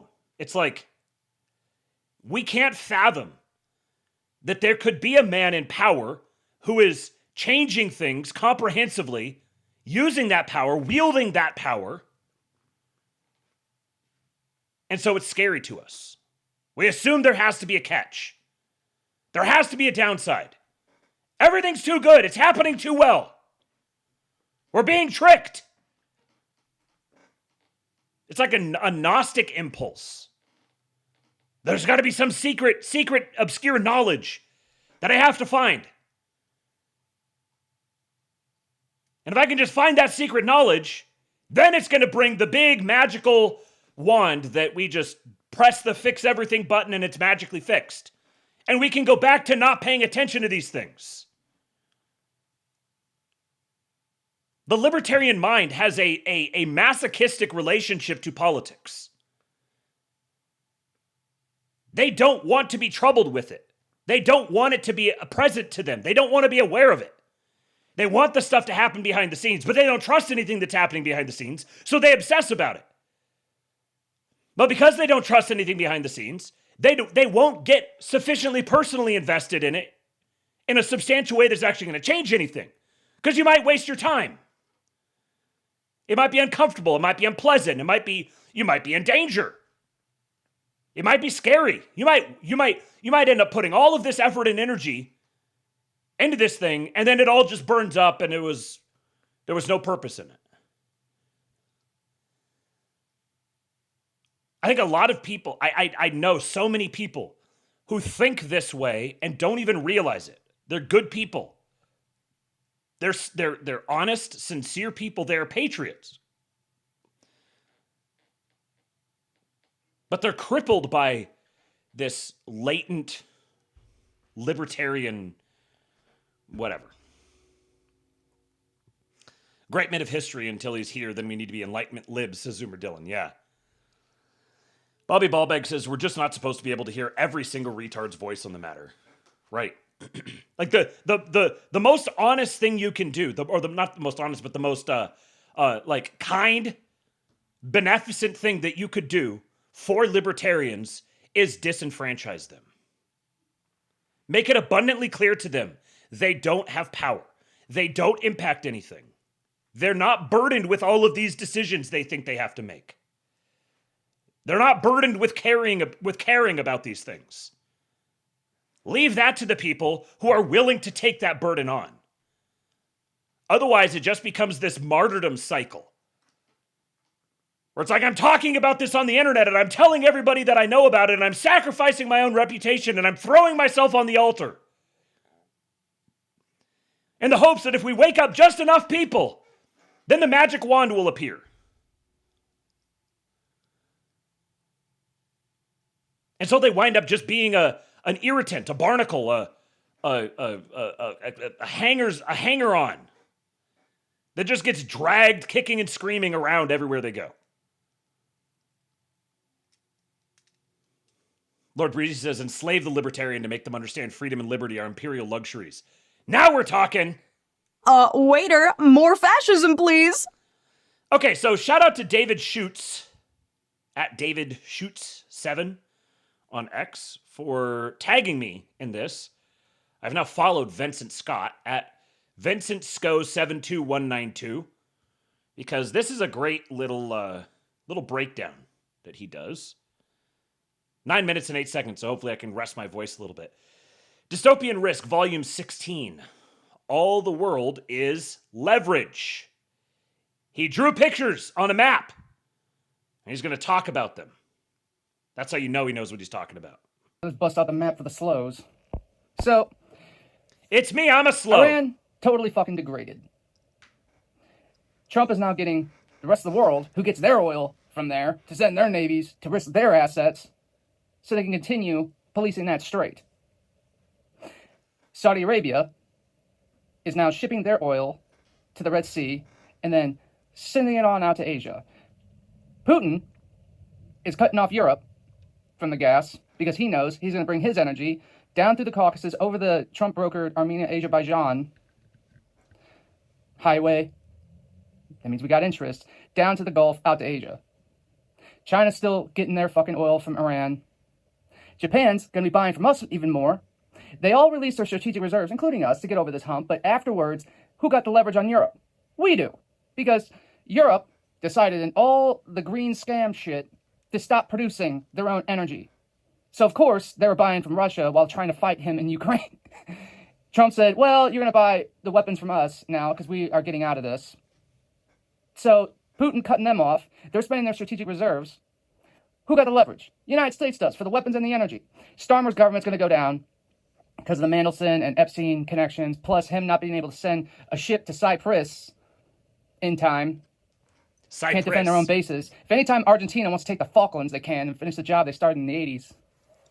We got Venezuela back up to stable production after flipping Maduro. Maduro is going to be singing like canary against all the politicians, either for the stolen election or the illegal immigrants. Trump using national security protocols to get California up to producing. Meanwhile, Russia knows that getting resources and minerals out from the mid-Asian corridor up to the Arctic Circle is where the new, for this next century, Arctic Circle trade lane is going to be, buku dollars. So that's why we sent a bunch of money over to Alaska, to ADAC, one of our bases up there, and why we're actually going after Greenland as well. So remember, throughout all of this, China has a stranglehold on the real rare earth minerals, from mining all the way up to refining and production. So what did Trump do? He put together a deal with Southeast Asia, Oceania, Congo, Ukraine when it's done, and he's going after Greenland for rare earths, for, from mining all the way up to processing and refining. But it's not live yet. So Trump goes around, gets control of Panama Canal, shuts down the strait from Iranian, influence, basically, because it's basically done by now. Has interests into Djibouti for the Red Sea and the Bab el-Mandeb Strait. Djibouti. Gets real close with Indonesia for the Strait of Malacca and India subcontinent. So all these global choke points, America got interest, plus we got the Navy to back it all up, doing all these deals, and then goes after energy. So we got the world by the balls by the energy. China got the world by the balls by the rare earths for right now. So it's mutually assured destruction, which means mutually assured collaboration. You hear that?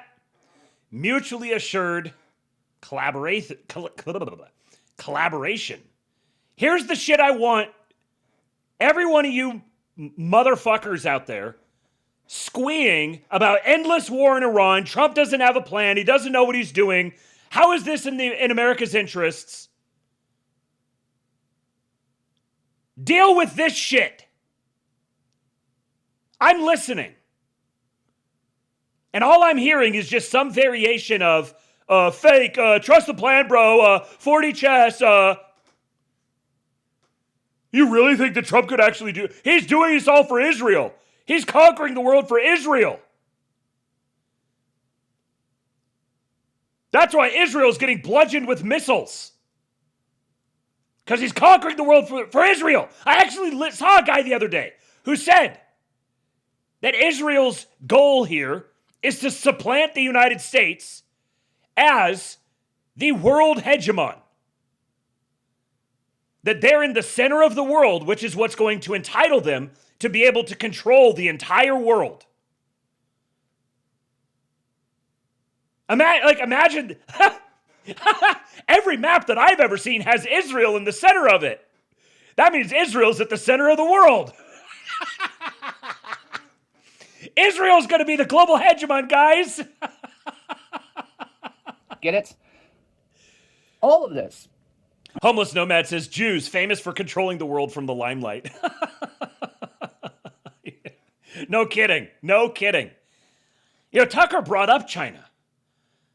But it's just like this, like passing, like hand wavy, like China's with Iran, and so United States is losing because we have this like baked in assumption.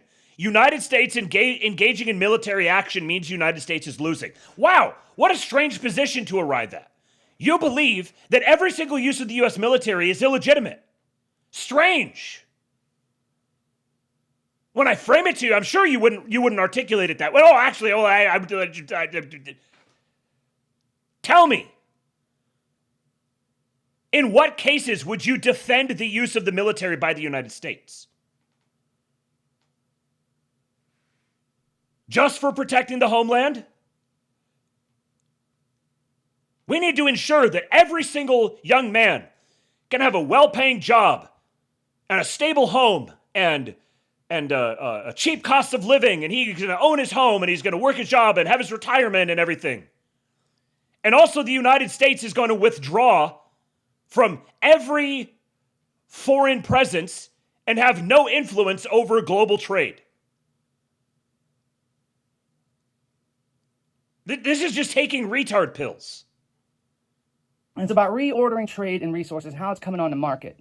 Now, no matter what, for the last 47 years, Iran's been charging the world a premium, like close to what, $10 trillion. Oh yeah, remember when they used the military to bomb drug boats coming across toward the homeland?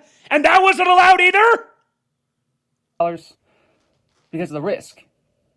Well, anyway, Trump underwrote the shipping insurance, cutting out London.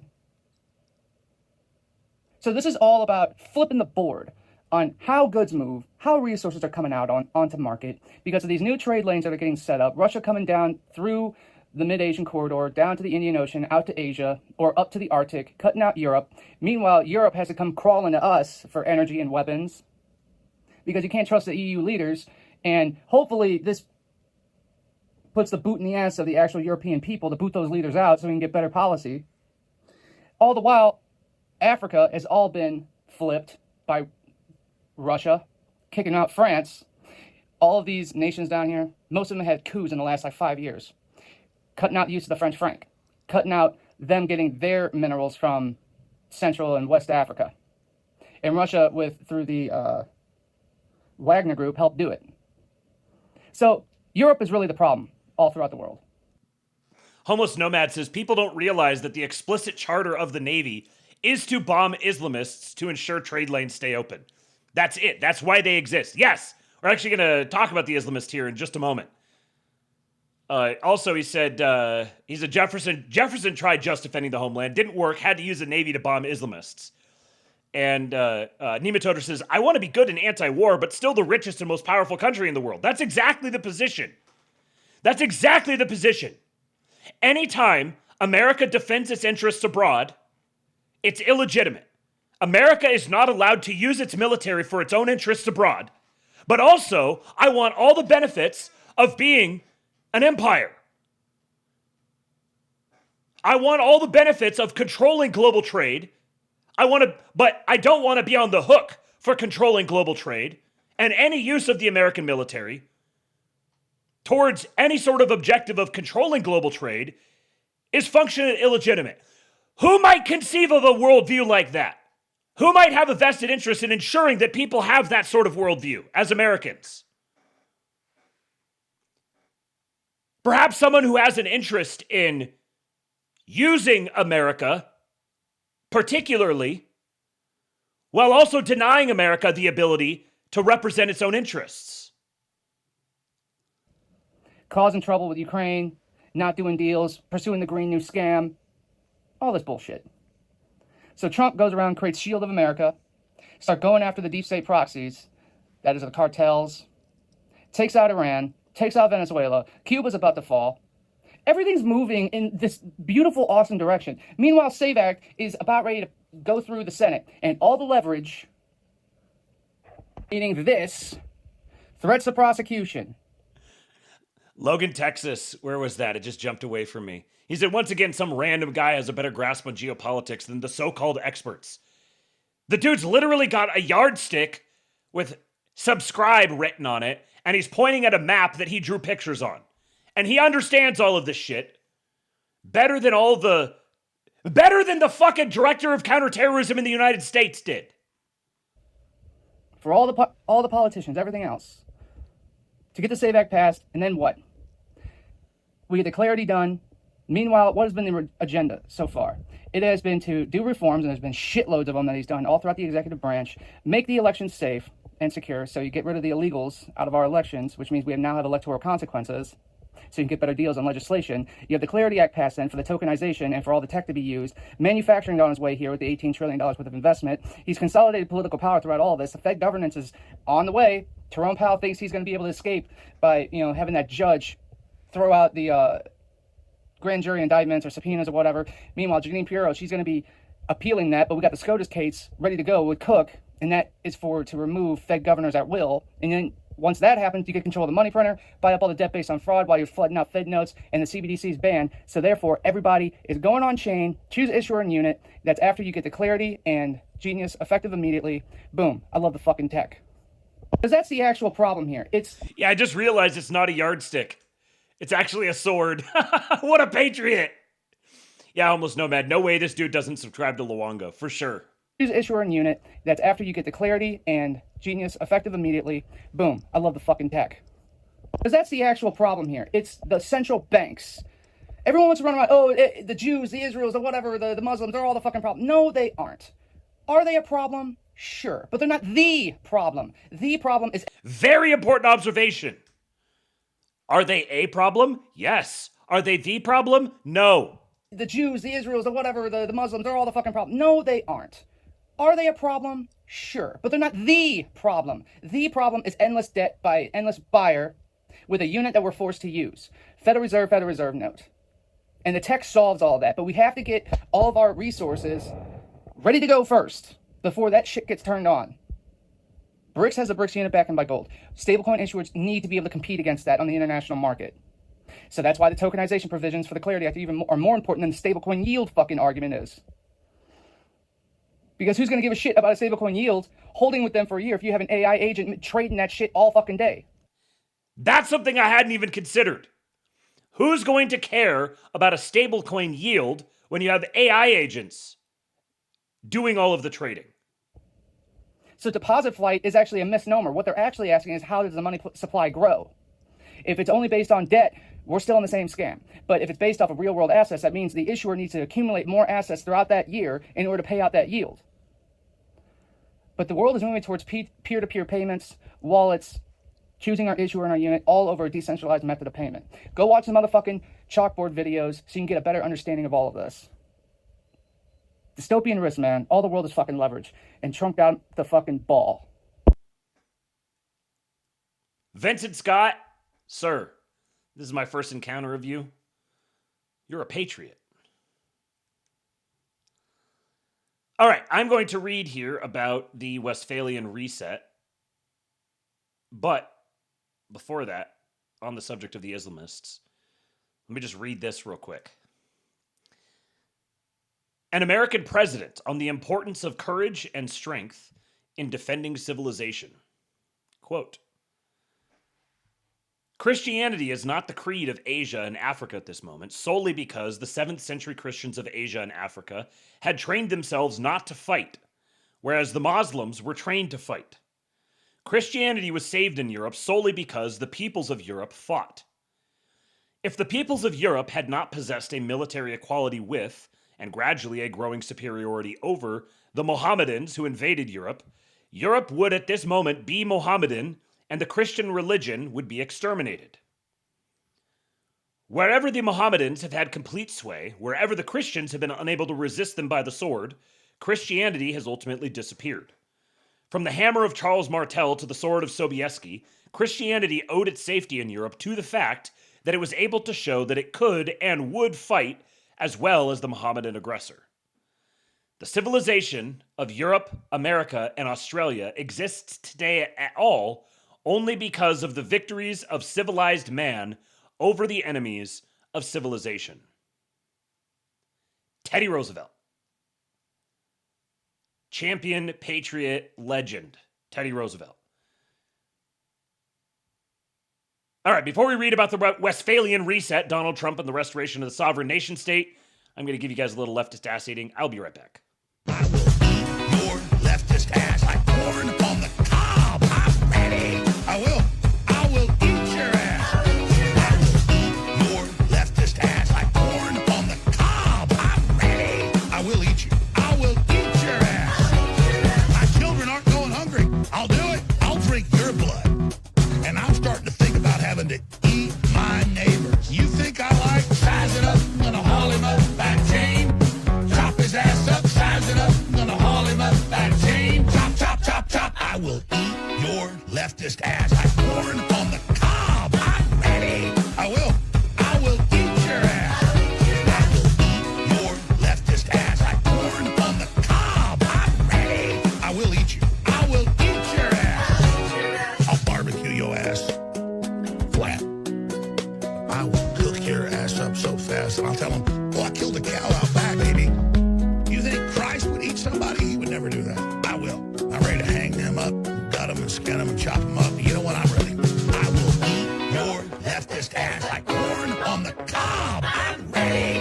I will eat your ass. I will eat your leftist ass like corn on the cob. I'm ready. I will eat you. I will eat your ass. I will eat your leftist ass like corn on the cob. I'm ready. I will eat your ass. I will eat your leftist ass like corn on the cob. I'm ready. I will eat you. I will eat your ass. That's why I want the globalists to know. I will eat your ass first. I swear to God, if it's the last thing I do, I'm going to get my hands around your throat. All right. We are back. My wife says I'm so hungry I'd eat a leftist cheek. Yes, the fasting. The fasting is fasting. Hopefully everyone's Lent is going well. Oh, all right, so this is the Observer. It's an AI picture. Chief archivist at the Media House, declassifying the economic and historical realities they forgot to teach you. The official narrative ends here. The Westphalian reset, Donald Trump and the restoration of the sovereign nation state. The following essay explores the historical and logical parallels between the 1648 Treaty of Westphalia and the modern geopolitical shift represented by Donald Trump's actions on the world stage. The history of human civilization is a recurring struggle between two diametrically opposed systems of organization. The imperial or oligarchical model, which seeks to flatten national distinctions in favor of centralized control, and the Westphalian Republican model, which posits that peace is only possible through the mutual recognition of absolute national sovereignty. Now, I will say that I suppose you could get cheeky with your definition of the history of human civilization, but I don't know if it's totally accurate to say that all of human civilization is defined as a recurring struggle between imperial or oligarchical models versus Westphalian Republican models.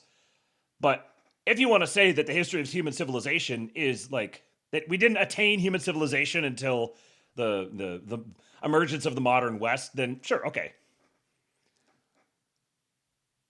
The Treaty of Westphalia in 1648 did not merely end the 30 Years' War, it codified the revolutionary idea that the benefit of the other is the primary prerequisite for lasting stability. In the modern era, the actions of Donald Trump on the world stage represent a profound attempt to return to these Westphalian roots in the face of a failing unipolar order that has sought to render the nation-state obsolete. To understand this parallel, one must first recognize the pre-Westphalian state of the world as it stood at the turn of the 21st century. As noted in the historical breakdown, British Prime Minister Tony Blair's 1999 speech explicitly declared the end of the Westphalian era.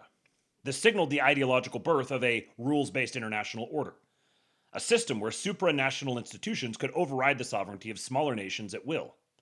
The result was a modern-day 30 Years' War, a series of endless grinding conflicts in Iraq, Libya, Syria, and Yemen that destroyed populations and fueled mass migration. This modern oligarchical faction, much like the Venetian networks of the 17th century, utilized endless war and economic sanctions to maintain a zero-growth technocratic masterclass while crushing sovereign development. Donald Trump's America First doctrine serves as a modern Westphalian restoration. By asserting that the future belongs to patriots, not globalists, he reestablished the boundary between the nation-state and the imperial collective. This mirrors the 1648 realization that the Holy Roman Empire's attempt to enforce a singular political orthodoxy was the very source of Europe's destruction. Trump's rejection of the unipolar order in favor of bilateralism is a direct parallel to the Westphalian shift. He recognized that a world of perfectly sovereign nation-states, each acting in its own interest but respecting the borders of others, is more stable than an empire masquerading as a global community. When Trump demanded that allies pay for their own defense or withdrew from supranational trade agreements like the TPP, he was pricking the bubble of a globalist system that ought to hollow out the industrial and political sovereignty of the American Republic, that sought to hollow out the industrial and political sovereignty of the American public for the benefit of a financialized elite. You could say that Donald Trump is a great prick. A second logical parallel lies in the principle of the coincidence of opposites, or coincidentia oppositorum. This principle suggests that a higher order peace is found not by one side defeating the other, but by elevating the conflict to a level where the mutual development of all parties becomes the solution. In the 17th century, this meant Catholic and Protestant powers had to stop their theological disputes and focus on the physical reconstruction of Europe. On the modern stage, Trump's willingness to engage with rivals like Vladimir Putin and Kim Jong-un, without the prerequisite of regime change, reflects this approach. While critics viewed these meetings as appeasement, they were actually attempts to find a higher order equilibrium. The Board of Peace concept, bringing together Middle Eastern leaders in Russia to solve conflicts the UN was designed to prolong, is a modern manifestation of this principle. It replaces binary us versus them hostilities with a multipolar architecture based on shared security and development. Furthermore, the economic dimension of Trump's actions mirrors the Westphalian defeat of the Venetian financial system. And here's where maybe there was a change in circumstances, but not necessarily a defeat. The 1648 treaty weakened the Venetian grip on the European economy, which was built on maritime monopolies and debt. Trump's use of tariffs and his push for import substitution represent a revival of the American system of political economy, a direct descendant of policies that sought to break British free trade colonialism. By prioritizing domestic manufacturing over global capital markets, Trump attacked the modern oligarchy's primary tool of control, the debt-based hyperinflationary financial bubble. This decoupling from the unsustainable Wall Street City of London system is essential for any nation seeking to return to true Westphalian sovereignty. The danger today is the acute risk of a thermonuclear Third World War stemming from a dangerously fractured landscape. The Western alliance's insistence on a unipolar world has pushed Russia and China into a defensive bloc, creating a zero-sum game that mirrors the tensions leading up to 1618. Trump's intervention has been to punch the bully in the mouth, forcing a realization that the old order cannot continue. His actions in Ukraine, pushing for a settled peace that acknowledges security realities, are a direct application of Westphalian logic, forgiving and forgetting past grievances for the sake of civilizational survival. Finally, the solution proposed by the Westphalian model, a new international security and development architecture, is the exact win-win scenario Trump has pursued through deals like the Abraham Accords and Mineral for Development negotiations. By replacing the looting operations of old colonial powers with a commitment to win-win economic development, he provides a pathway for nations to escape a financial Titanic. The transition from an imperial U.S. to a negotiator for peace is the only way to avoid the total annihilation of civilization. And you can see this in the way that they've approached Iran. As they've negotiated, rhetorically, in public at least, maybe they're saying totally different things behind the scenes, but in public at least, he's been constantly saying that we want to come to a negotiated, equitable peace. Here are our non-negotiables. And we need to come to an agreement on this. You, as the smaller, less powerful state that apparently has no friends who are willing to intervene on your behalf, are going to have to accept that some of these non-negotiables are going to be forced upon you. But our first choice is not that the non-negotiables are going to be forced upon you in the most unpleasant way possible. The longer you fight it, the more you try to forestall that possibility, and you in this case being the IRGC, not Iran writ large, but the current influences, forces that are controlling the Iranian people, the more that you fight that, the more we are going to escalate in what we're willing to do to fully decapitate you so that we can arrive at a point where we can do these win-win mutual civilizational development projects. In conclusion, the parallels between the 17th century Peace of Westphalia and the Trumpian disruption of the 21st century are not coincidental. They are the result of the same historical forces reaching a breaking point. The Venetian/oligarchical system always ends in a war of all against all. The Peace of Westphalia provided the exit ramp then, and its core principles, sovereignty, the coincidence of opposites, and the commitment to the benefit of the other, provide the exit ramp now. Donald Trump's actions, grounded in the reality of the nation-state and the necessity of industrial development, represent a modern effort to reconstruct that exit ramp before globalist instability leads humanity into a new dark age. The principles of 1648 are, indeed, needed now more than ever.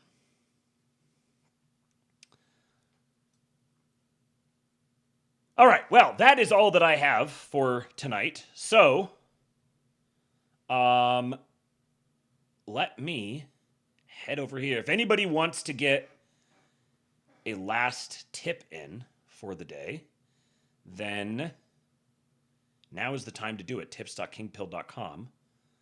Let me export this and confirm that. Get ready to do the drawing here. Confirm that we've got all the right names, that there are no duplicates. Scanning real quick. Scanning. I don't see any. So let me hide the contact information. Not trying to give away your phone numbers and email addresses. And now this here, hold on a second. Hold on. This has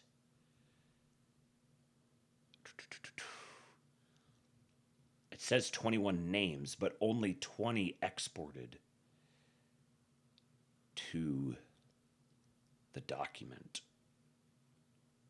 Let me see if there's a name that stands out here that I don't see on the document. Okay, there it is. I don't know why that name didn't come along, but there we go. Now we've got 21 names, so I will pull this over where everyone can see it, so you can see I am doing a random drawing.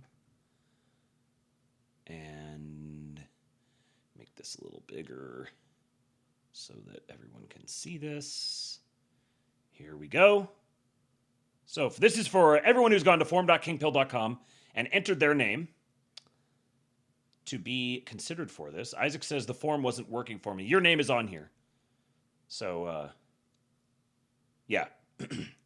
Everyone who's gone to forum.kingpill.com and entered their information here, we're now going to do a random drawing between 1 and 21. We're going to pick a name, and that person is going to win 10% of the total take tonight. Oh, let me just double check real quick and make sure that there weren't any that didn't come through, because that does happen occasionally.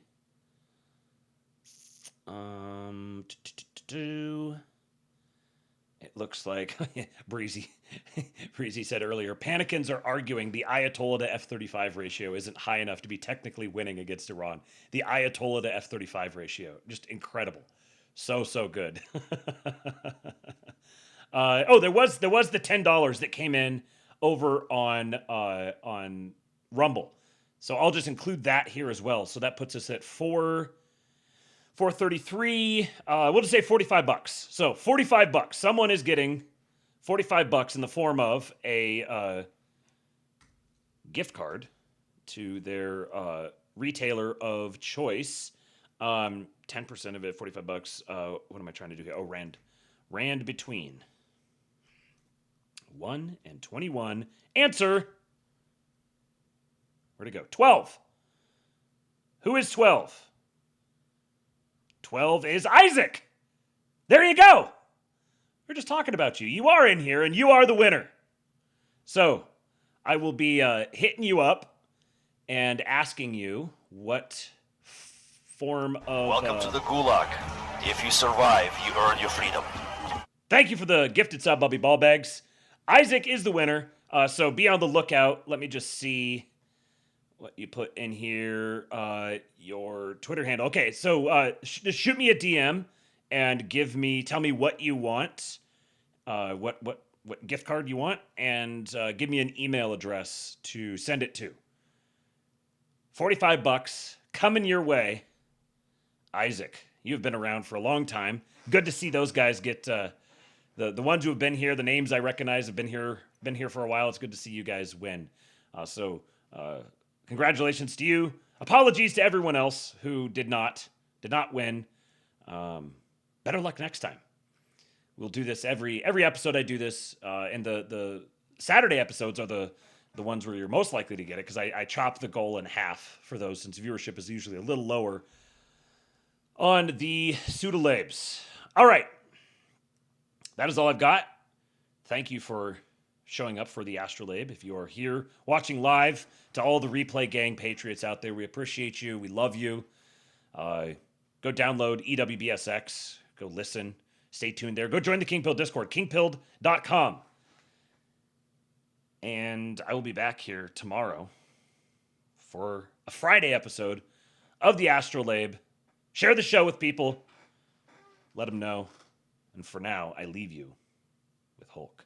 When they took a shot at my hero, and they tried to kill the next president of the United States, enough was enough, and I said,